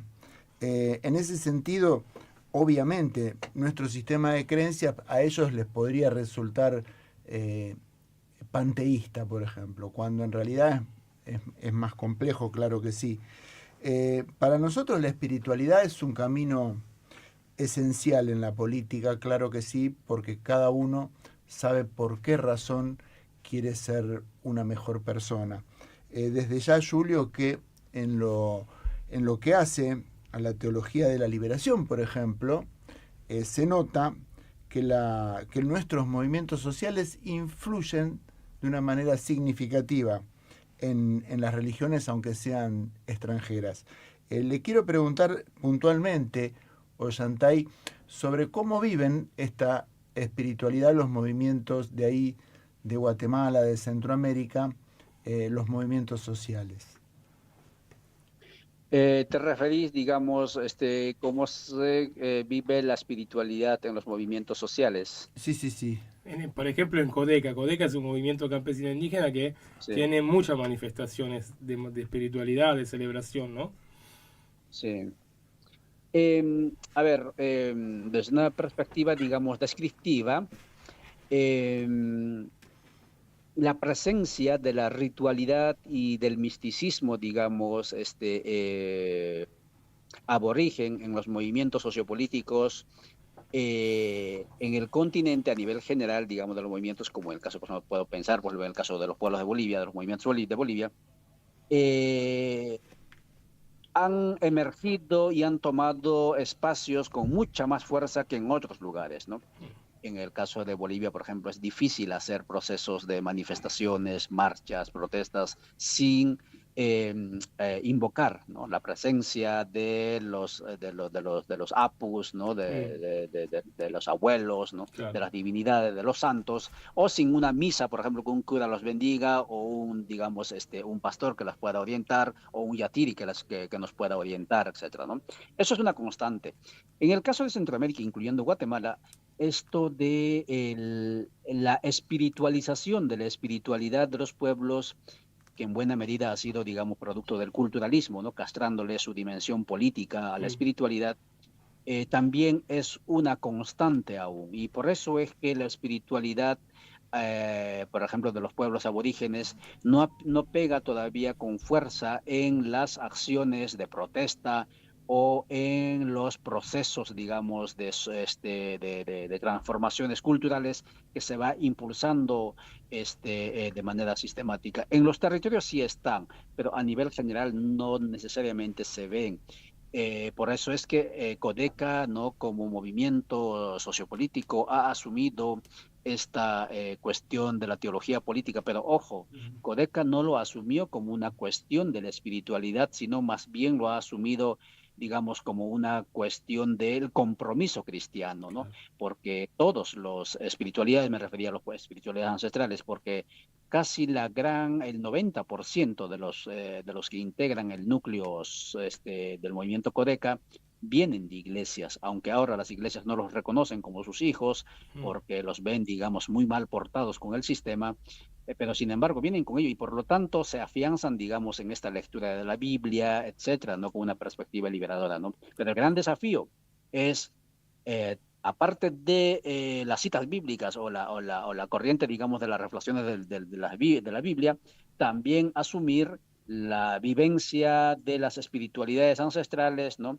Como una experiencia para poder fortalecer la dimensión mística espiritual en este caso de las comunidades y del movimiento Codeca. Eso es un gran desafío y este encuentro justamente también va a versar sobre ello en la práctica, ¿no? Claro. Bueno, Ollantay, yo quería ir un poco cerrando con vos este bloque y diciendo dos cosas. Una cita de un pensador controvertido como Carl Schmitt, que decía todos los conceptos políticos son conceptos teológicos secularizados, eso como para dar un alcance, ¿no? También de la profundidad de lo que es lo político en realidad, desde mi punto de vista, de mi lectura de esta cita, como que realmente la política no es solamente un arte de la gestión o meterse en cosas sucias o complicadas, sino que tiene en sí misma una dimensión espiritual, ¿no? Eso por un lado, quería decir eso. Y también quería preguntarte a vos cómo vamos a poder seguir este evento, si va a haber transmisiones en YouTube para todo lo que no podemos viajar hasta allá, cómo nos podemos enterar, si podemos disfrutar o seguir lo que son todas las charlas y los encuentros. Julio, nosotros transmitiremos la gran mayoría, ojalá podamos transmitirlo todo, pero la gran mayoría de las conferencias, ¿no? Incluso de las conclusiones que se vayan a ir haciendo en cada uno de los días. El primer día se va a abordar sobre el tema de geopolítica y teología política. Ramón Grossfogel abrirá esto reflexionando sobre el núcleo épico mítico de la geopolítica, ¿no? Emergente y decadente, y luego vendrán mesas más pequeñas, ¿no? Con menor tiempo, etcétera. El segundo día vamos a abordar sobre los sujetos, digamos, actuales de las teologías de la liberación, es decir, las luchas territoriales reflexionadas desde las perspectivas teológicas, ¿no? Y el tercer día abordaremos el tema de las espiritualidades y el compromiso, digamos, ético, pero igual en las tardes también van a hacer trabajos grupales y esperemos transmitir también todo ello. Va a estar en la web de Aviala La Soberana por un lado, y por otro lado en la radio Aviala La Soberana, en canal de YouTube de Aviala La Soberana, obviamente en los canales de Ollantay, de Codeca, y de todos los canales de Facebook, sobre todo, nos permiten los miembros de Aviala, de las organizaciones de Aviala La Soberana, nos permiten ingresar a su sitio web. Allí lo vamos a ir transmitiendo. Entonces, tendremos en la web, tendremos en la radio, tendremos en YouTube, tendremos en podcast también, ¿no? Eso. Ollantay también lo vamos a tener nosotros replicando en nuestras redes porque nos interesa muchísimo, y también lo vamos a seguir en el streaming de YouTube, sin duda, porque el tema es interesantísimo. Como el tiempo es tirano, le queremos conceder su última reflexión y ya mismo continuamos con nuestro programa. Por favor, Ollantay. No, muchas gracias. No, gracias por esa complicidad, Mundos Paralelos, ¿no? Sabemos que ustedes lo reproducen, mueven en sus redes, y como también Aviala La Soberana mueve el contenido de ustedes, ¿no es cierto?, en la radio, ¿no? No, yo quiero reiterar lo que acaba de decir Julio, ¿no? Esto de la teología o la política, ¿no? Y la geopolítica no es más que, digamos, el manejo de las creencias con muchas, digamos, con mucha capacidad, ¿no? De hacer creer a la gente que eso no es religioso, pero en el fondo son creencias, ¿no? Y eso creo que hay que estar conscientes. Y así hemos vivido la modernidad, ¿no? Y así seguramente viviremos ahora que se agota la modernidad también, ¿no? Sí, vamos a volver a esta vuelta del tiempo.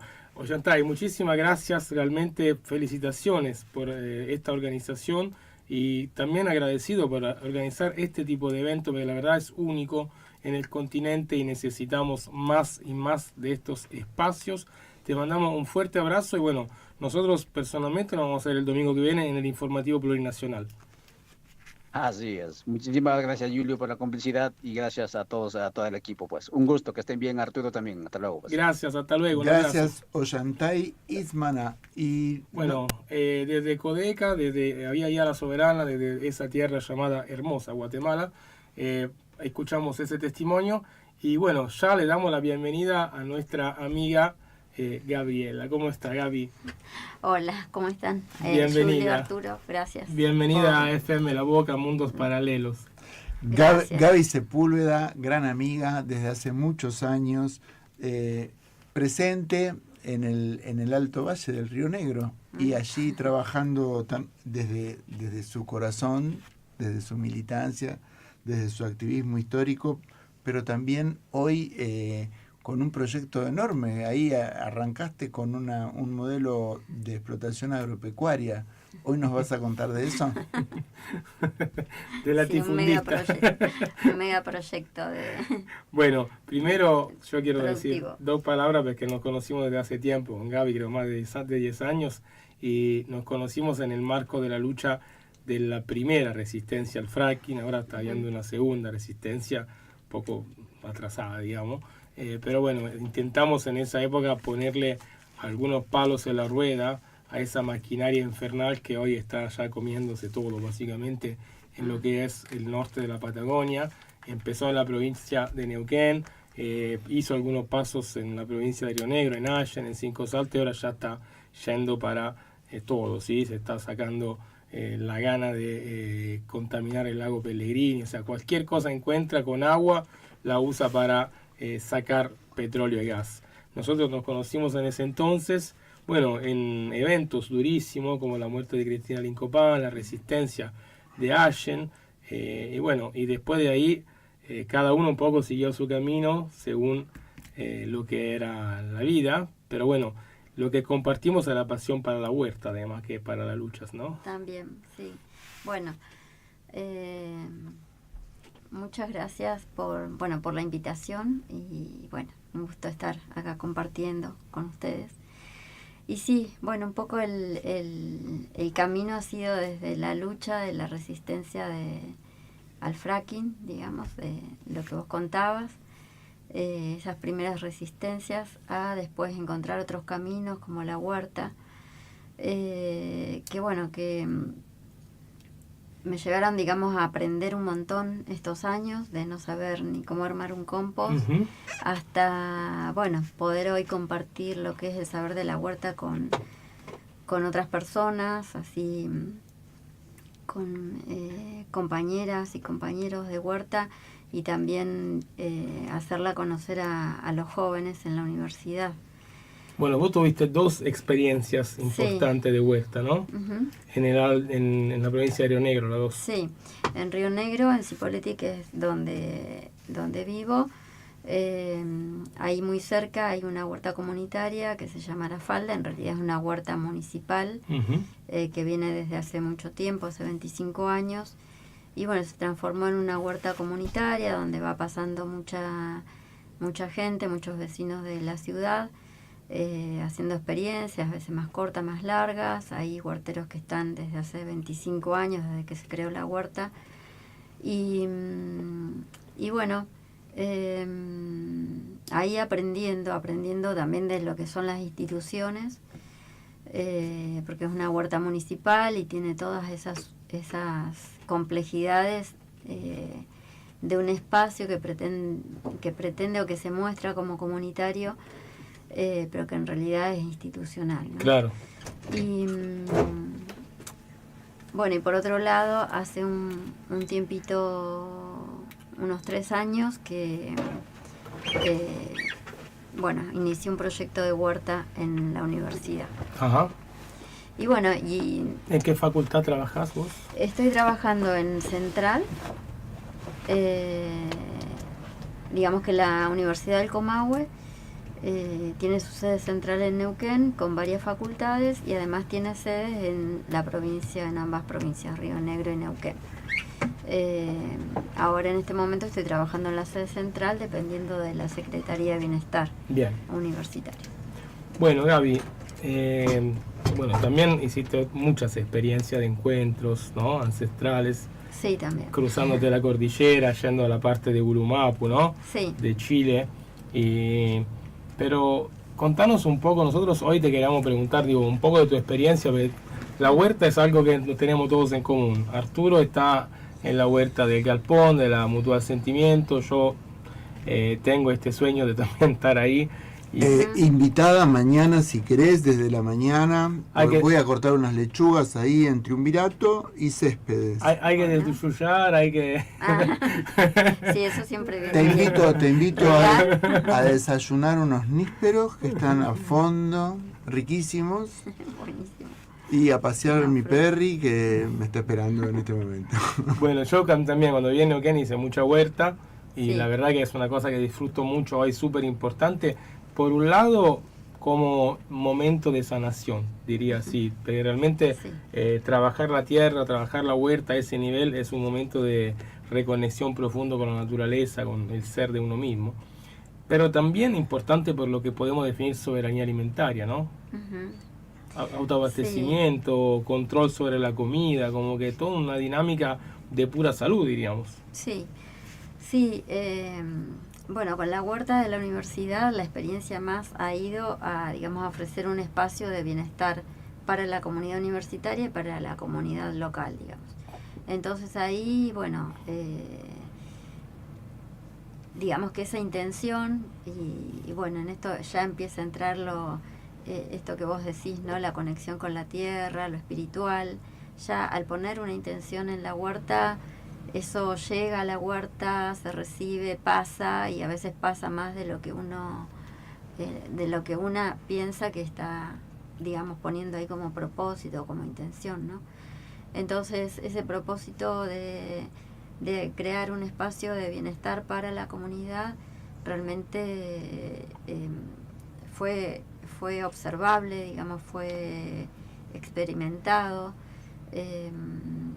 Digamos, los jóvenes principalmente, los estudiantes que pudieron llegar a la huerta, llegaron más que nada a eso, como a buscar un espacio más tranqui. Cuando se encontraron ahí con ese espacio que es muy, muy especial, está como alejado de toda la dinámica de las aulas y de las oficinas.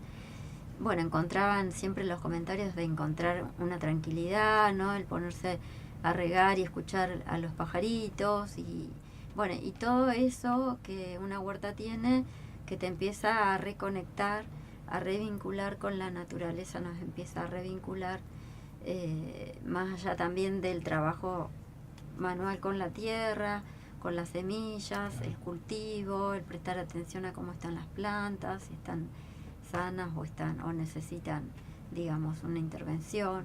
Y también no solo lo que se siembra, sino también lo que aparece, porque van apareciendo plantitas que son, digamos, silvestres, algunas que son nativas de la zona, y entonces como una sorpresa, y ahí entonces uno empieza también a conectar con la abundancia que te ofrece la huerta, o sea, que te ofrece, que ves ahí en la huerta. Claro.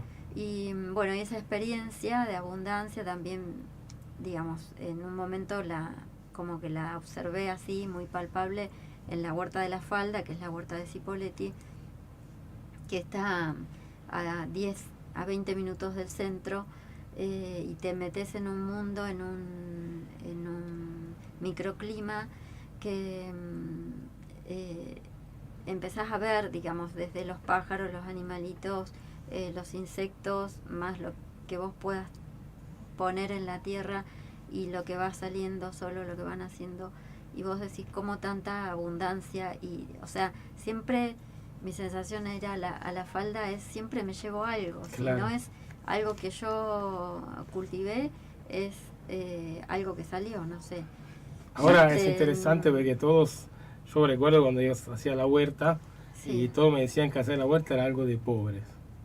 Y yo le decía, bueno, primero no es de pobre porque es de rico, porque significa que tenés tiempo para poder hacerla, que hoy día es mi problema, entonces ya no es tan de pobre. Pero también este paradigma que vos citás de la abundancia, eso realmente es el opuesto de la pobreza, ¿no? Sí, y es el opuesto de la ciudad, donde siempre te está faltando algo, digamos. Claro. Siempre estamos pensando, a ver, ¿cómo llego? ¿Qué me falta? El pensamiento de la ciudad te lleva casi a eso, a pesar de que hay tanta oferta, ¿no? Para el consumo, pero el consumo a través de el dinero, ¿no? Sí. Tanto que se habla de la libertad últimamente, pero la mayoría de las personas toman todos sus alimentos del mercado y no de la naturaleza. Y tomarlos directamente no es comprar, es interactuar. Claro. Sí. Y ahí aparece toda la dimensión del hombre y la cuestión de la vida, de la supervivencia.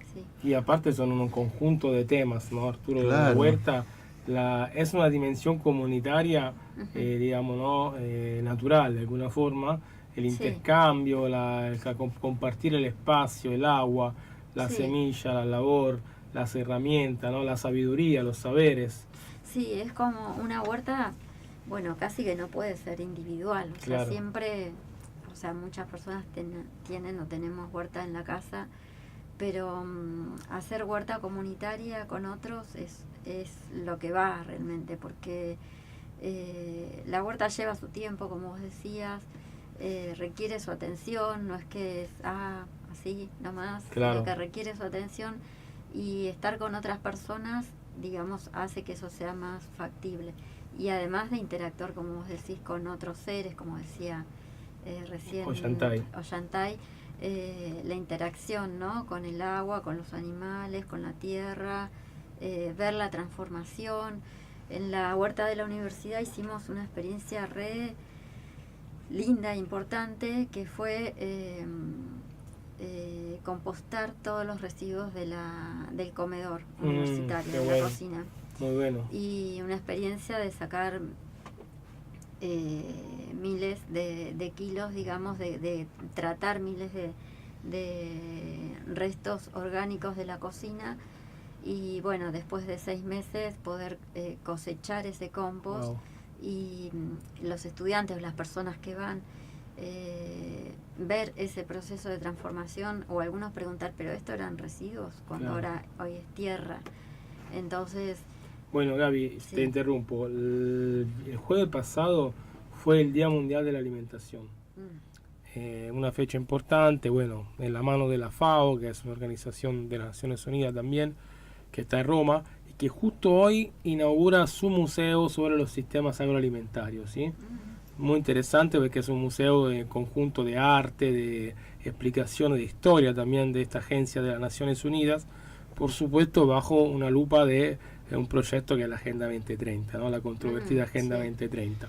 Pero bueno, más allá de esto, uno de los ejes principales del Día de la Alimentación y de este Museo de la FAO es sobre todo el tema del descarte y del desperdicio de alimentos, ¿sí? Sí. Es una cosa increíble. Por un lado tenemos un planeta en el cual hay exceso, y los excesos enferman, y por el otro hay hambres, y el hambre mata. Entonces, enferman los excesos y matan, y el hambre también enferma y mata. Entonces, como una especie de esquizofrenia, de extremidad, de extrema polarización de dos sistemas, del hambre y de la opulencia extrema, que tienen como resultado la muerte, básicamente. Sí. Y eso que vos decís, poder transformar miles de kilos de, entre comillas, desechos orgánicos en compost, es un nutriente para la tierra, es como un proceso increíble, ¿no? Sí, porque es el ciclo, digamos, perfecto, digamos, o sea, de los alimentos que se sirven en el comedor, los desechos orgánicos, se compostan con las hojas secas del parque también, que generalmente se meten en bolsas y van todo a los residuos de la ciudad, y bueno, ya sabemos lo que producen, ¿no? Más calentamiento y todo lo demás, más contaminación. Y solo con agua, con cuidado, con un poco de guano si es que lo hay, listo, está el nutriente para la tierra, y con eso, por ahí está bueno aclarar que el lugar donde estamos es meseta, digamos, es estepa, la tierra es arcillosa, es dura, entonces no es tan húmedo tampoco. No es tan húmedo, entonces trabajamos sobre bancales. Claro. Y producir tierra, uno puede comprar tierra de jardín, pero es tierra arena, entonces hay que hacer la tierra. Claro. Y bueno, y así hicimos la tierra para cultivar. Claro. Entonces, el ciclo es perfecto. Y por otro lado, lo que vos decís, digamos, esto de los excesos, sí, bueno, justamente hay otro concepto que es el de seguridad alimentaria, ¿no? Que aparece... Bueno, esto es el que maneja, justamente la FAO maneja ese concepto, ¿no? Maneja ni soberanía alimentaria y menos buen vivir, ¿no? Claro, bueno, ese concepto que, digamos, que da pie, digamos, en su origen, ¿no? Como también con este mismo objetivo que tiene ahora la Agenda 2030 de erradicar el hambre, ¿no? La desnutrición, la mortalidad y qué sé yo, da lugar a, digamos, a la industria de la alimentación, que es una industria que, digamos, que produce supuestamente, o sea, supuestos alimentos, pero que en realidad descarta todo el tiempo, digamos. Obviamente, y aparte no deja de ser un paradigma securitario, o sea, la seguridad es el objetivo real, o sea, nosotros no importa que sea una seguridad alimentaria, energética, la idea es de seguridad, ¿no? Entonces sobre la seguridad hay una medición del riesgo que realmente es todo lo que te incluye, te enjaula, digamos, dentro de estos cálculos, y vos sos un número dentro de números, básicamente. Claro, sí, entonces son tantos millones de personas o miles de personas padeciendo hambre, y al mismo tiempo tenemos un país como Argentina que produce tantas toneladas de alimentos, pero ¿dónde está la unión de uno y otro números, ¿no? Claro. O sea, ¿dónde cierra esa ecuación? Claro. Para nosotros es una experiencia cotidiana, porque en la huerta no solo tenemos una producción en bancal, que como vos contás, producimos la tierra, no hay tierra en la ciudad, a través del compostaje. Pero también tenemos un corredor biológico. Y es un placer ver cómo insectos autóctonos no solo habitan solo en plantas autóctonas, sino que también son el alimento de muchas aves que vienen a la huerta, especialmente al corredor. A tal punto que ocurren cosas sorprendentes, como que vienen fotógrafos, entomólogos, personajes inesperados a tomarse el día, a tomar el tiempo de poder observar ese pequeño corredorcito biológico que tenemos en la ciudad. Es distinto pasear que interactuar con la naturaleza. Y esa relación es sinérgica, o sea, hoy la descubrís, pero mañana descubrís que te hace crecer.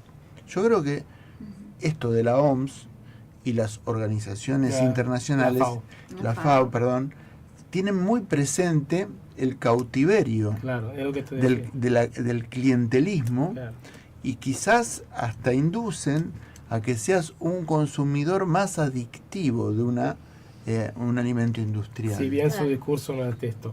Pero yo, Arturo, necesito interrumpir todo esto porque tenemos solo 10 minutos, 11, y tenemos que hablar de un tema con Gabriela que es increíblemente escandaloso, que es la infiltración dentro hasta de movimientos agroecológicos, de fundaciones, mediadores, pagos por las grandes empresas extractivistas, en este caso seguramente la petrolera, por ejemplo, para realmente generar efectos de gobernanza dentro de lo que son los movimientos sociales, y sobre todo lo que son las ideas, ¿no? Usándola y dando la vuelta en contra de sus mismos ideadores. Sí, contanos un poco tu experiencia. Bueno, la experiencia, digamos, la experiencia por ahí de estar viviendo en el territorio, o estar viviendo en una zona, en una región donde el extractivismo es el eje de vida, digamos. Y de muerte. Pues sí, exactamente, es por donde va la cosa, ¿no? Claro. Y desde, digamos, como decías vos, desde las primeras resistencias al fracking, ya se empezó, digamos, uno empieza a conocer el territorio desde los vecinos afectados, hasta, cómo las mismas universidades también empiezan a intervenir de alguna forma en estas temáticas, hacer aporte, o también aprovechar los conocimientos para, difundirlos, o para sus propios intereses también. Y también aparecen, digamos, estos otros actores, digamos, que son, organizaciones o referentes de esas organizaciones, que no son las organizaciones populares, sino son fundaciones, más que nada, que tienen un objetivo concreto, digamos, en la comunidad, y que es justamente intervenir creo yo, o sea, a mi modo de ver, observar el territorio, observar la comunidad, observar cuáles son los movimientos, para desactivar cualquier tipo de movilización que pueda haber o de protesta que pueda haber.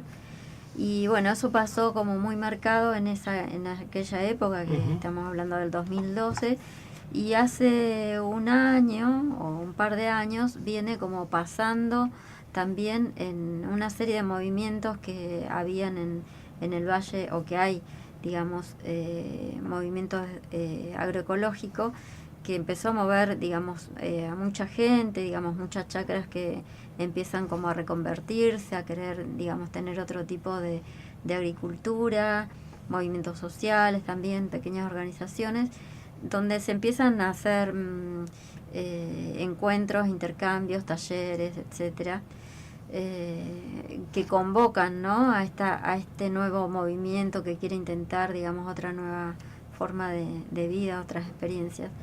Y esos mismos personajes que se veían en aquella época, en 2012, empiezan a habitar estos nuevos lugares. Yo creo que con el objetivo también de ver qué presencia, qué participación ellos pueden hacer ahí para que estos movimientos no resulten peligrosos. Y claro, además, entre comillas, ¿no? Sí.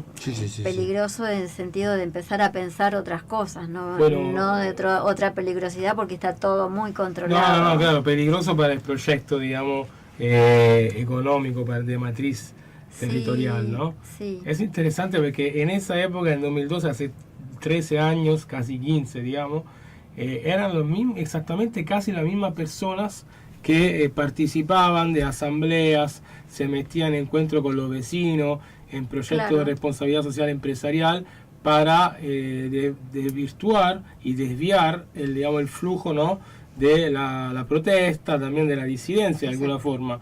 Y eso era con relación a la avanzada de las petroleras, ¿no?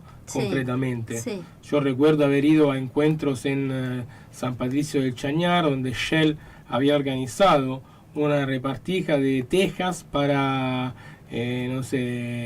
establos, para cosa mínima, y los vecinos estaban enfurecidos diciendo que yo le iba a robar la cosa, y estaba diciendo, usted están comprando su muerte, básicamente. Está recibiendo tejas en cambio de la contaminación del agua, que la vida. Pero bueno, eso pasa hoy también, ¿no? Sí, eso está muy instalado. O sea, eso ya en un momento, digamos, era como llamativo, digamos, que eso empezara a pasar paralelo, digamos. Claro. Estamos hablando de fundaciones que no son tan conocidas, y también estamos hablando de la responsabilidad social empresaria de las petroleras, que llegaban a los barrios, a la escuela. Pero estas fundaciones son como lo que los embajadores, digamos, ¿no? Los promotores de de estos proyectos de las petroleras eran. Bueno, eso era muy llamativo y pasó a normalizarse. Claro. Entonces eso ya está muy instalado, digamos, digamos, como una cuestión cotidiana de estas empresas que llegan a las escuelas, que ofrecen, que dan charlas, que entran, salen como quieren. Y bueno, y ahora también haciéndose parada en estos nuevos movimientos, o sea, bastante incipiente, digamos, el movimiento de la agroecología en el valle, estando ahí presentes, ¿no?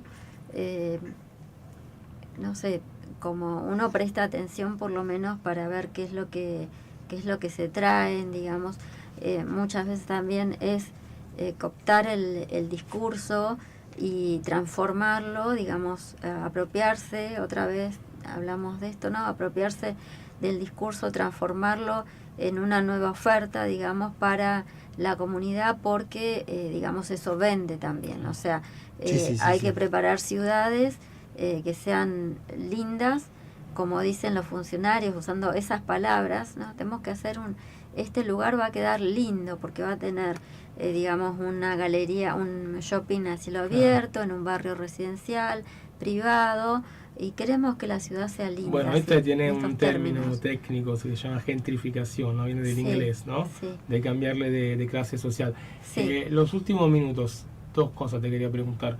Uno, si estos discursos para vos se detectan fácilmente, cualquiera lo puede detectar, cualquier vecino que participa, o hay que tener, digamos, un poco el ojo afinado como para entender la hija de puté de esta cosa que hacen, ¿no? Sí, hay que tener el ojo afinado. Sí, tiene que haber, creo yo, también una práctica de reflexión, ¿no? De práctica y reflexión, claro, de lo que estamos viviendo, que bueno, que no es lo que más se da también, ¿no? Claro. O sea, es como la vida nos lleva a eso, a no reflexionar, a no tener estos espacios, los vínculos sociales están desarmados, las organizaciones es muy difícil sostenerlas, llevarlas, y entonces ese intercambio, ¿no?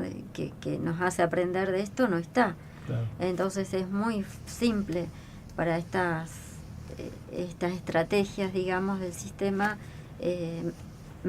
intrometerse en las dinámicas, ¿no? Bueno, última pregunta, Gaby, que tengo que cerrar ya. Bueno. ¿Qué pasó con esos vecinos que años atrás nos decían, yo me hago la casa de barro y no me importa si me pasa un caño de fracking al lado?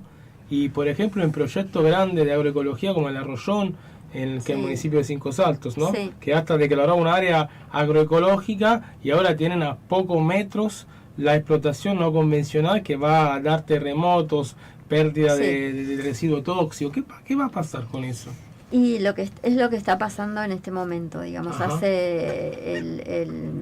Digamos, la explotación de hidrocarburos no convencionales avanza terriblemente sobre Río Negro, digamos. O sea, el gobernador ya lo vende como parte de la política económica de la provincia, y bueno, ahora está avanzando desde Barda del Medio hasta mismo Cipolletti, la parte norte de Cipolletti. Toda la confluencia, digamos, ¿no? Está toda esa zona dentro de un proyecto de concesión que se va a tratar justamente en los próximos días, el 30. Son muchos pozos, ¿no? Son muchos pozos. Más de 100. Sí. ¿Y hay una reserva? ¿Está al igual Calel? No, ahí está, bueno, la zona más afectada así natural, digamos el lago Pellegrini, toda la zona del Arroyón, que es donde hay muchos proyectos de familias cultivando, bueno, viviendo también de una forma más armoniosa con el entorno. Y bueno, lo que está pasando es que la gente obviamente se está movilizando bastante, muy igualmente con... así como de apuro, ¿no? O sea, claro, como que sorpresivo. Digamos la verdad, llegaron un poco tarde. Habían sido avisados. Sí, el lago Pellegrini es como el Villa Gesell de la zona, exacto. Quiero recordarle a la audiencia. Y antes de despedirte, quiero presentarte un regalo de Mundos Paralelos, que es conservación de los recursos fitogenéticos de Ediciones Cicus para vos. Muchas gracias. Ahora tenés que estudiar, Gaby. Bueno, ahora tengo que estudiar. Justamente este tema estuve estudiando estos días. Bueno, me alegra mucho que te guste. Nosotros tenemos que cerrar. Muchísimas gracias por venir desde Río Negro, Gaby. Gracias del testimonio. Bueno, un programa muy interesante el de hoy. La verdad, nos vemos el lunes que viene, Arturo. Gaby, hasta la próxima, hasta pronto. Esto era Mundos Paralelos, periodismo filosófico y cosmovisión. Ci vediamo dopo. Mañana, tarde y noche con Rock Nacional.